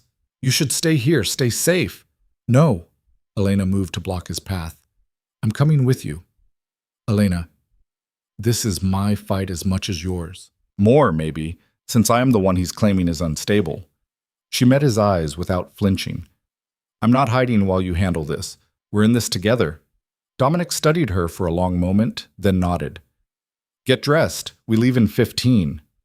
The law office was nothing like Elena expected. Instead of mahogany and leather, she found exposed brick and modern art, a converted warehouse that somehow looked both industrial and expensive. Dominic's lawyer, a sharp-eyed woman named Rebecca Chen, met them in a conference room lined with windows overlooking the river. This is a mess, Rebecca said without preamble, sliding papers across the table. Adrian's claiming duress, mental incapacity, undue influence. He's got a psychiatrist willing to testify that Elena showed signs of a breakdown at the engagement party. That's bullshit, Elena said. Probably, but it's well-constructed bullshit. Rebecca tapped the papers. He's also filed a complaint with the State Bar Association against me, claiming I facilitated an illegal marriage. And he's got the media running stories about Dominic's criminal connections, painting this as a vulnerable woman being taken advantage of by a dangerous man. So we're losing, Dominic said flatly. We're behind. That's different. Rebecca pulled up something on her laptop. But Adrian made a mistake. He's moving too fast, throwing too many attacks at once. That suggests desperation, not strength. And desperate people make errors. What kind of errors? Elena asked. The kind we can exploit. Rebecca's smile was sharp. Adrian's lawsuit claims you were mentally unstable on the night of the engagement party. But we have video footage from that event showing you calm, coherent, and very deliberately walking away. He's also claiming Dominic coerced you, but we have the marriage license signed by you, witnessed by a judge, with no signs of duress. That's not enough to dismiss the lawsuit, Dominic said. No, but it's enough to make Adrian look vindictive rather than concerned. Rebecca pulled up more documents. And if we can show a pattern of controlling behavior from Adrian, of him using his power to manipulate and intimidate you, we can flip the narrative entirely. Elena thought about the past 2 years, the dresses Adrian chose for her, the friends he'd encouraged her to distance herself from, the career opportunities he'd dismissed as distractions, the slow, careful erosion of her autonomy that she'd mistaken for partnership. I can provide that pattern, she said quietly. Both Dominic and Rebecca turned to look at her. Adrian controlled everything about our relationship, what I wore, who I saw, how I spent my time. He made it all seem reasonable. He was busy, under pressure, just trying to help me navigate his world. Elena's hands clenched into fists. But it wasn't help. It was control. And I have 2 years of texts and emails and documented instances of him making decisions for me without asking. Rebecca's expression sharpened with interest. Can you access those communications? They're on my old phone, in my old apartment, in Adrian's building, which he's probably already gone through, Dominic said, looking for anything he can use against us. Maybe, but the cloud backups still exist. Adrian doesn't know my passwords. He tried to get me to share them once, said it was for security. I refused. Elena pulled out her phone. Give me an hour, and I can download everything. Rebecca nodded. Do it. Document everything. Texts, emails, voicemails. Any instance where Adrian made unilateral decisions about your life, dictated your behavior, or responded badly when you pushed back. The next hour passed in tense focus. Elena logged into every account she'd ever shared with Adrian, downloading 2 years of digital evidence. The messages painted a clear picture. Adrian deciding which charity events she'd attend, which friends were appropriate, which topics were safe to discuss in public. His anger when she'd pushed back, the way he'd frame it as concern or guidance rather than control. "This is good," Rebecca said, scrolling through the documents Elena had compiled. "Really good. This shows a pattern of coercive control that completely undermines his claim that you were unstable. If anything, it shows you were finally breaking free of an unhealthy dynamic." "Can we use it to get the lawsuit dismissed?" Dominic asked. "Not immediately, but we can file a counter motion showing that Adrian's suit is frivolous and retaliatory. Make him defend his own behavior instead of attacking yours." Rebecca's smile was predatory. "And we leak selected messages to the press. Let them see what Senator Cole is really like behind closed doors." Elena's phone buzzed with a call from an unknown number. She almost ignored it, but something made her answer. "Hello? Elena Vance?" A woman's voice, professional and controlled. "This is Detective Sarah Morrison with the state police. I need you to come down to the station to answer some questions." Ice flooded Elena's veins. "Questions about what?" "About your relationship with Dominic Moretti and certain allegations that have been brought to our attention. I'm sure it's all a misunderstanding, but we need to get your statement on record." Dominic was already moving, his hand held out for the phone. Elena gave it to him. "This is Dominic Moretti. Ms. Vance won't be answering any questions without her lawyer present." His voice was cold and controlled. "When did these allegations come in?" Whatever the detective said made Dominic's jaw tighten. "We'll be there within the hour, with counsel." He ended the call and looked at Rebecca. "Adrian filed a police report claiming Elena is being held against her will. That I've been preventing her from contacting her family and coerced her into marriage through threats." "That's insane," Elena said. "I just saw my father last night. I've been making my own choices." "I know, but Adrian's forcing you to prove that publicly, on record, in front of law enforcement." Dominic's expression was grim. This is his follow-up play. The lawsuit was just set up for this. Rebecca was already packing up files. "This is actually good news." "How is this good news?" Elena demanded. "Because if Elena gives a clear, coherent statement to police explaining that she's acting of her own free will, it undermines every claim Adrian's made about her mental state and your alleged coercion." Rebecca stood. "Adrian's betting that you'll seem rattled or defensive. We need to make sure you don't." The police station was exactly what Elena expected. Fluorescent lights, gray walls, the smell of old coffee, and institutional cleaning products. Detective Morrison turned out to be a woman in her 40s with kind eyes and a wedding ring that looked like it had seen better days. "Thank you for coming in," Morrison said, gesturing to a small interview room. "I appreciate your cooperation." "My client is happy to clarify the situation," Rebecca said smoothly. "But let's be clear about what this is. A vindictive ex-fiancé using law enforcement to harass a woman who had the audacity to leave him." Morrison's expression remained neutral. "Why don't we let Miss Vance tell her story, and we'll go from there." They sat around a scarred table while Morrison set up a recording device. Elena forced herself to breathe slowly, evenly, to project calm competence instead of the anxiety churning in her gut. "For the record, I'm Detective Sarah Morrison interviewing Elena Vance regarding allegations filed by Senator Adrian Cole. Ms. Vance, you understand you're here voluntarily?" "Yes. And you've waived your right to have only your attorney present. Your husband is here as well?" "Yes, I have nothing to hide." Morrison nodded. "Can you describe your relationship with Dominic Moretti and how you came to marry him?" Elena took a breath and told the truth, or most of it. She described catching Adrian with another woman, leaving the engagement party, meeting Dominic in a bar. Described the choice to marry him as her own, made with clear understanding of who and what he was. Senator Cole claims you were mentally unstable the night you left the engagement party, that you weren't in your right mind to make such a significant decision. "I was angry, hurt, betrayed." Elena met Morrison's eyes directly. "But I wasn't unstable. I was finally seeing clearly for the first time in 2 years." And Mr. Moretti didn't coerce you in any way? No, he offered me an option. I chose to take it. Morrison made notes, her expression unreadable. Senator Cole also claims Mr. Moretti has been preventing you from contacting your family. Is that true? Absolutely not. I saw my father last night. I've chosen not to speak with my mother because she's made it clear she won't support my decisions. Elena pulled out her phone. I can show you call logs, text messages. I have full access to all my communications. Nobody's monitoring me or preventing me from reaching out. May I see? Elena handed over her phone. Morrison scrolled through recent calls and messages, taking notes. You called your father several times this week. Spoke with him last night for 17 minutes. Morrison looked up.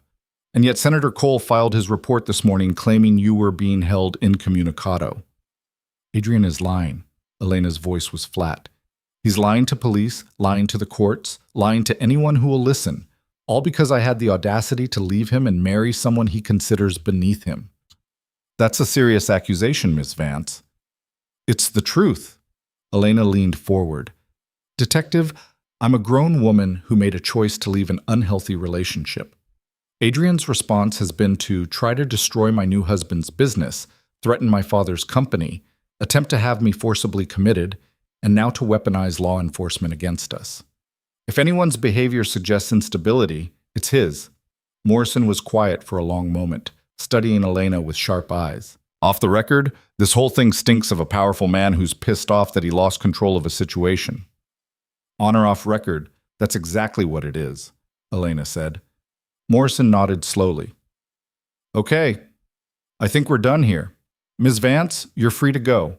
I'll include in my report that you appeared coherent, capable, and acting of your own free will. Whether the DA decides to pursue this further is up to them, but based on what I've seen, I'd be surprised if they did. Relief flooded through Elena like warm water. Thank you. Don't thank me. I'm just doing my job. Morrison stood. But maybe watch your back. Senator Cole has a lot of friends in this city. He's not going to give up just because one interview didn't go his way. Outside, Elena breathed in cold air that tasted like freedom. Dominic's hand found hers, his grip warm and solid. You did good in there, he said quietly. I told the truth. That's not always enough, but you made it enough. He glanced at Rebecca. Will it hold? Morrison's report will help, but Adrian will keep pushing. Rebecca checked her phone. Speaking of which, his lawyer just filed another motion demanding access to your financial records, claiming they'll show evidence of your criminal enterprises and prove you're an unfit husband. Dominic's expression went cold. He's going after my businesses, every single one. He's demanding full disclosure of your income sources, your business partners, your investment portfolio. Rebecca's tone was grim. This is scorched earth, Dominic. He's trying to expose everything you've built, drag it all into public record, which will destroy my legitimate businesses along with the questionable ones. Dominic's jaw tightened. Smart. Even if I win the case, I lose the empire. Can we fight it? Elena asked. We can try. But financial disclosure in a lawsuit like this is standard. We can delay, we can argue, but eventually a judge will probably order it.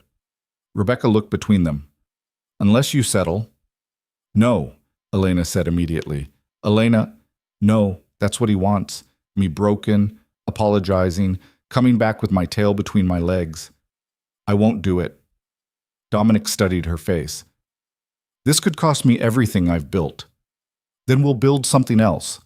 Elena's hand tightened on his. Together. For a long moment, Dominic just looked at her. Then something shifted in his expression.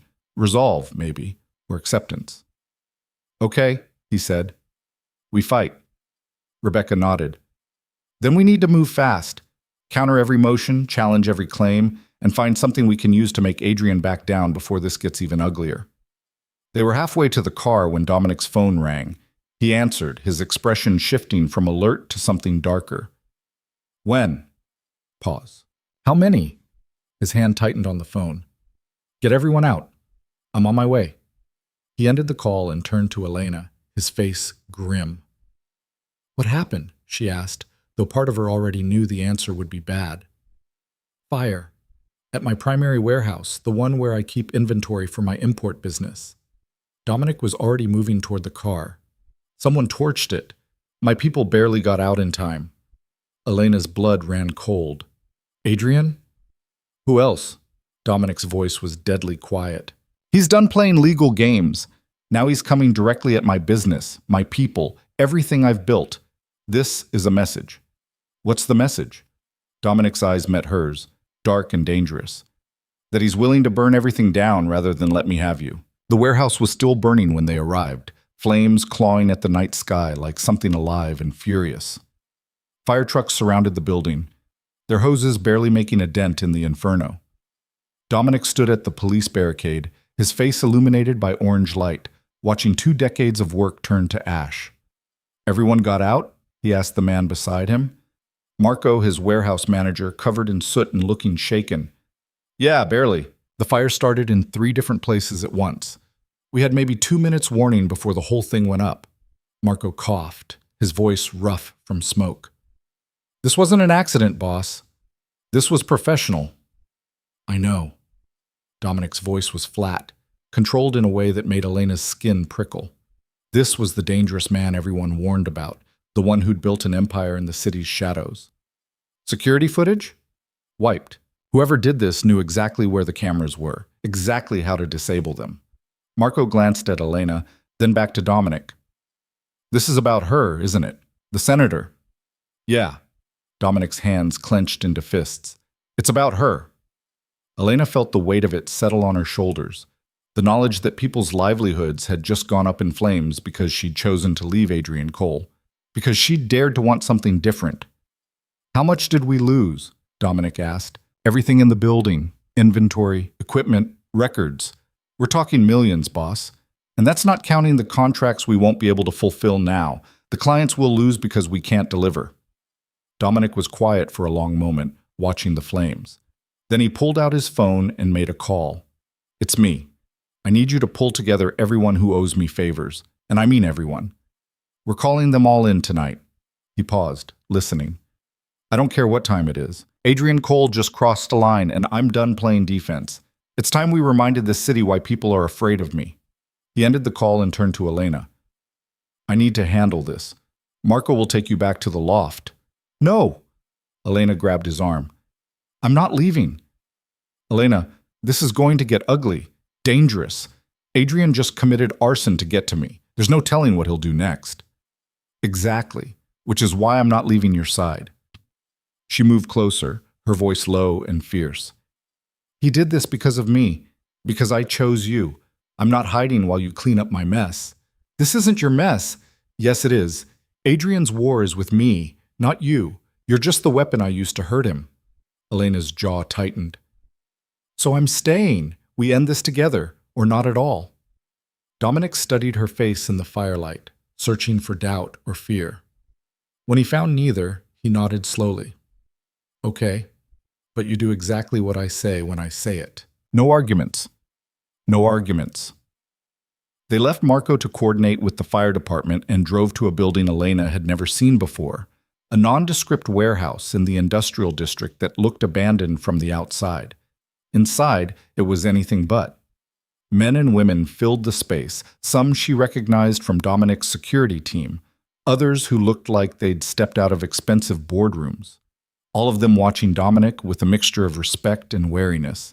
Thank you for coming on short notice, Dominic said, his voice carrying across the warehouse. You all know why you're here. Adrian Cole has declared war. He's used his political connections to tie up my businesses, file frivolous lawsuits, and now he's moved to arson. He's trying to destroy everything I've built because I had the audacity to marry the woman he considered his property. Murmurs rippled through the crowd. Elena saw calculation in their faces, people weighing risks and benefits, deciding whether Dominic's war was worth joining. I'm calling in every favor owed to me, every debt, every obligation. Dominic's eyes swept the room. Adrian Cole has powerful friends, but so do I. And unlike his friends, mine don't abandon ship when things get difficult. A woman near the front, elegant, probably 60, wearing pearls that looked real, raised her hand. What exactly are you asking us to do? Expose him. Adrian's power comes from his image as the clean politician, the future president. But we all know that's bullshit. He's taken money from questionable sources, made deals that wouldn't survive daylight, destroyed people who got in his way. Dominic pulled out his phone, projected something onto the warehouse wall. Financial records, transaction histories, emails. My people have been digging for weeks. This is what we found so far. But the room went silent as people read. Elena recognized some of it.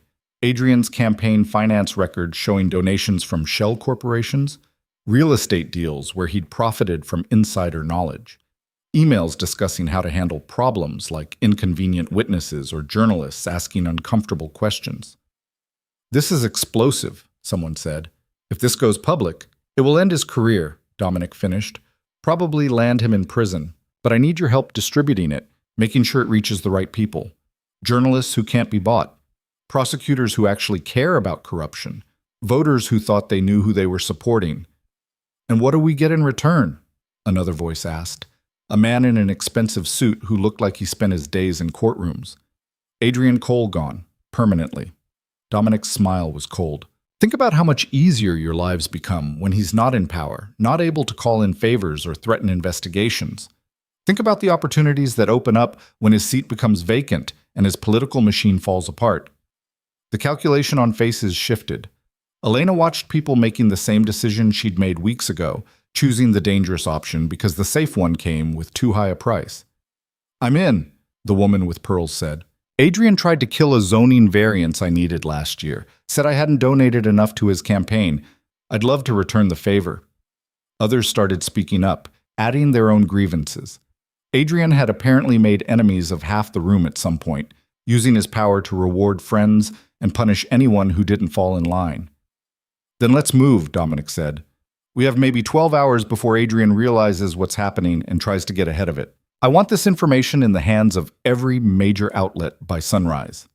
The room erupted into organized chaos, people pulling out phones and laptops, dividing up tasks and targets. Elena stood beside Dominic, watching his empire mobilize like an army going to war. This is really happening, she said quietly. Yeah. Dominic's hand found hers, squeezed once. Last chance to walk away, Elena. Once this goes public, there's no taking it back. Adrian will know you helped destroy him. Good. I want him to know. They worked through the night. Elena helped coordinate the journalist contacts, using her knowledge of which outlets Adrian had tried to charm and which he'd alienated. She watched as evidence was packaged, fact-checked, distributed to sources who'd been waiting years for something solid to hang on Adrian Cole. By dawn, the first stories were breaking. Elena watched them load on her phone screen, headlines screaming about corruption, financial irregularities, abuse of power. Adrian's face staring out from news sites, his carefully maintained image cracking like old paint. It's working, Rebecca said, appearing with coffee that smelled like salvation. His office is in damage control mode. They're trying to spin it as political enemies manufacturing scandal, but there's too much evidence. Too many independent sources confirming the same information. What about the arson? Elena asked. Fire investigators found traces of accelerant at 3 different ignition points. Professional job, but whoever did it left evidence. Rebecca's smile was sharp. And one of the security cameras outside the building wasn't disabled. We have footage of a car leaving the scene, a car registered to one of Adrian's largest donors. That's not enough to tie it directly to Adrian, Dominic said. Not directly, but combined with everything else, it paints a picture of a man who's willing to cross any line to maintain control. Rebecca pulled up something on her tablet. And speaking of crossing lines, Adrian just made another mistake. She showed them her screen. A press release from Adrian's office, hastily composed and poorly edited, claiming that the allegations were fabricated by criminal elements trying to destroy him, specifically naming Dominic and Elena, calling her a woman who'd been manipulated into betraying her country by associating with organized crime. He's panicking, Elena said. He's desperate, which makes him dangerous. Dominic studied the press release. He's also given us ammunition. By publicly accusing us like this, he's made himself vulnerable to a defamation suit. We can force him to prove his claims in court, which he can't do. So we sue him back? Elena asked. After we finish destroying his career. One problem at a time. Dominic's phone rang. He answered, listened, his expression darkening. When? Is he hurt? Okay, Keep him safe. I'm sending additional security now. He ended the call and turned to Elena, his face grim. That was the team watching your father. Adrian just showed up at Vance Industries with federal marshals claiming he has a warrant to seize assets related to your father's supposed involvement in money laundering. The words hit Elena like a physical blow. That's insane.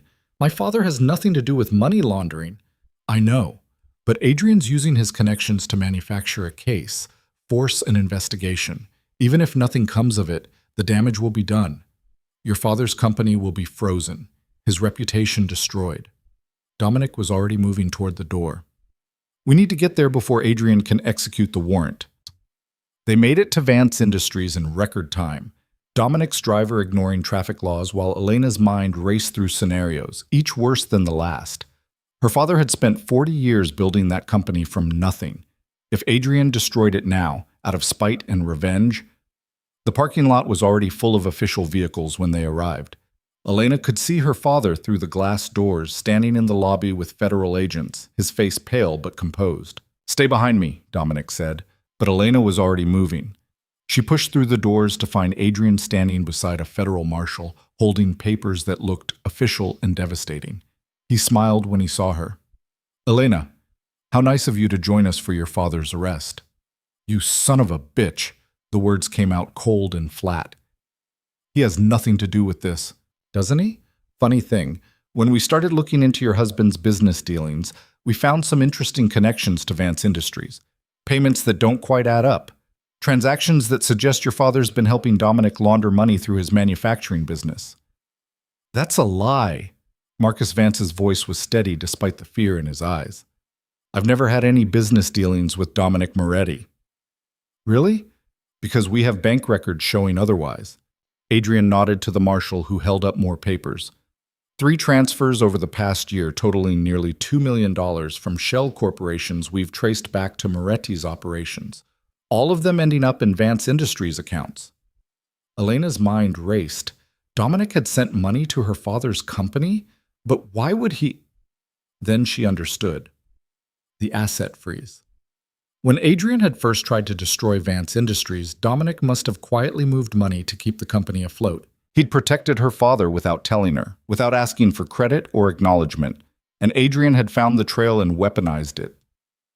Those transfers were legitimate business loans, Dominic said, his voice calm. Fully documented, properly reported. There's nothing illegal about them. That's for a grand jury to decide. Adrian's smile widened. Marshal, you have your warrant. Execute it. Wait! Elena stepped forward, her mind working frantically. You don't want to do this, Adrian. Don't I? Because from where I'm standing, I'm finally holding all the cards. No, you're not. Elena pulled out her phone, loaded something she'd been saving for exactly this moment. You want to talk about illegal business dealings? Let's talk about the real estate development deal you brokered 3 years ago. The one where you used insider information from a closed-door city council meeting to buy up property before the highway expansion was announced. Adrian's smile faltered. I don't know what or the campaign donations from MaxCorp Industries, a company that doesn't actually exist, just a shell to funnel dark money into your war chest. Elena's voice was getting louder, stronger. Or the journalist you had followed and intimidated when she started asking questions about your finances. Or Simone Laurent, the woman you were sleeping with while engaged to me, who you promised exclusive access to your campaign in exchange for favorable coverage. You're inventing conspiracy theories. I have recordings, Adrian, voicemails you left me discussing some of these deals, texts where you mentioned things you shouldn't have known yet, emails where you asked me to help you network with people who could benefit your schemes. Elena held up her phone. I have 2 years of evidence that you're not the clean politician you pretend to be. And if you execute that warrant against my father, all of it goes public. Today. Right now. The silence that followed was deafening. Adrian stared at her, rage and calculation warring in his expression. The federal marshal looked between them, clearly uncomfortable with being caught in what was rapidly becoming a very public domestic dispute. You're bluffing, Adrian said finally. Try me. Elena's hand was steady. You have your information. I have mine. The difference is, yours is manufactured bullshit designed to hurt innocent people. Mine is real evidence of actual crimes. So here's what's going to happen. You're going to tell the marshal there was a mistake, that new information has come to light that invalidates the warrant. You're going to walk away from my father, from Dominic, from me, and in exchange I won't destroy you." "Elena," her father started. "Let her finish," Dominic said quietly. Elena kept her eyes on Adrian. "Or you can push this. Execute the warrant, arrest my father, continue your war against my husband, and I will bury you. Every reporter in this city will have my evidence within the hour. Every prosecutor who's been looking for a reason to investigate you will have documentation they can use. Your career will be over by lunch, and you'll be facing federal charges by dinner." Adrian's jaw clenched. "You think you can threaten me?" "I'm not threatening, I'm promising." Elena stepped closer. "You taught me something, Adrian. You taught me that power isn't about being the strongest or the loudest. It's about being willing to do what the other person won't. And right now, I'm willing to burn your entire world down. Are you willing to let me?" For a long moment, Adrian just stared at her. Then he turned to the marshal. "There's been a misunderstanding. We need to review the evidence more thoroughly before proceeding with the warrant." The marshal looked relieved. "You're withdrawing the request?" "For now, pending further investigation." Adrian's eyes never left Elena's face. "This isn't over." "Yes," Elena said quietly. "It is. You just don't know it yet." Adrian left, taking his federal agents and his manufactured case with him. Marcus Vance collapsed into a chair, his hands shaking with delayed adrenaline. "Someone want to tell me what the hell just happened?" he asked. "I saved your company," Elena said, "with evidence Adrian didn't know I had." "Evidence of what?" Elena sat down beside her father, suddenly exhausted. "Everything. Every questionable deal, every ethical violation, every time Adrian bent the rules or broke them completely. I started documenting it about a year ago, when I first started wondering if something was wrong. I told myself I was being paranoid, that I'd delete it all eventually, but I kept collecting, kept saving, just in case." "In case of what?" "In case I needed leverage to escape." Elena's laugh was hollow. "I guess I knew on some level that leaving him wouldn't be simple, that he'd try to destroy me rather than let me go. So I built my own insurance policy." Dominic crouched in front of her, his hands gentle on her knees. "Why didn't you tell me you had this?" "Because I wasn't sure I'd use it. Wasn't sure I wanted to be the kind of person who destroys someone's career, even if they deserve it." She met his eyes. "But he came after my father, after you, after everyone I care about. So I made my choice." "And now?" Marcus asked quietly. "Now we finish it." Elena pulled out her phone again. "I told Adrian I'd release the evidence if he didn't back down. He backed down. But that doesn't mean he'll stay down. So we release it anyway," Dominic said. "Remove the threat permanently." Elena hesitated. This was the line, the point where she went from defending herself to actively destroying another person. Once she crossed it, there was no going back. No reclaiming her innocence or pretending she was better than Adrian. She thought about the past 2 years, the slow erosion of her identity, the way Adrian had shaped her into something convenient and decorative. Thought about the threats, the manipulation, the willingness to destroy innocent people to maintain control. "Do it," she said. Dominic nodded and made a call.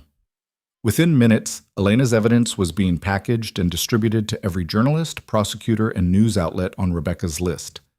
Combined with the financial records and testimony Dominic's people had gathered, it painted a devastating picture of corruption and abuse of power. The first news alert came through 30 minutes later.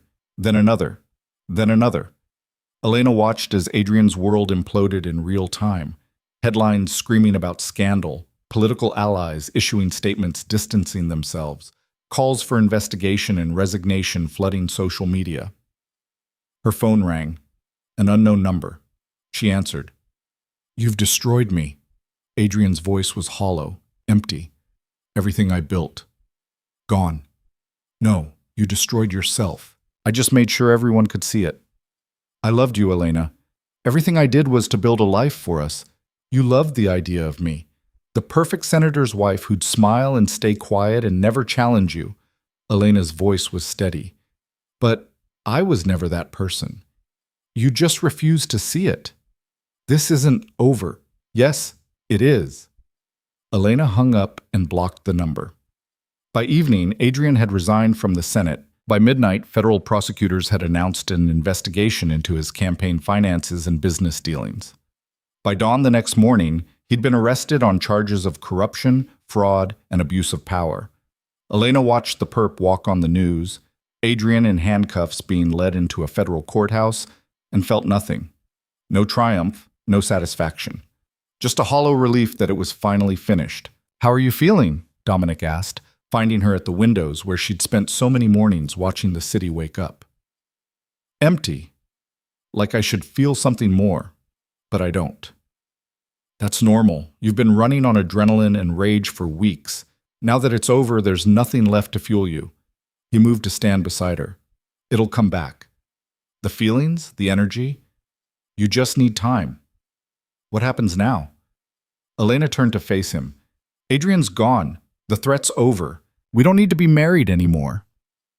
Something shifted in Dominic's expression, carefully controlled, revealing nothing. "Is that what you want? An annulment?" Elena studied this man she'd married out of necessity and revenge. The dangerous criminal who'd protected her father without asking for credit, who'd stood between her and Adrian without flinching, who'd given her partnership instead of ownership, power instead of control. "No," she said quietly. "I want to see what we could be if we weren't fighting a war. If we chose each other because we wanted to, not because we had to." Dominic's smile was slow and genuine, reaching his eyes for maybe the first time since she'd met him. "I'd like that too. But I need time to figure out who I am without Adrian, without the anger, to be sure I'm choosing you instead of just choosing not to be alone. Take all the time you need." He pulled her close, his arms solid and warm. "I'm not going anywhere." 3 months later, Elena stood in the ruins of Dominic's burned warehouse, now cleared of debris and prepped for reconstruction. The insurance had come through, and Dominic's business was rebuilding, slowly, carefully, more legitimate than it had been before. "What are you going to do with it?" she asked. "Haven't decided yet.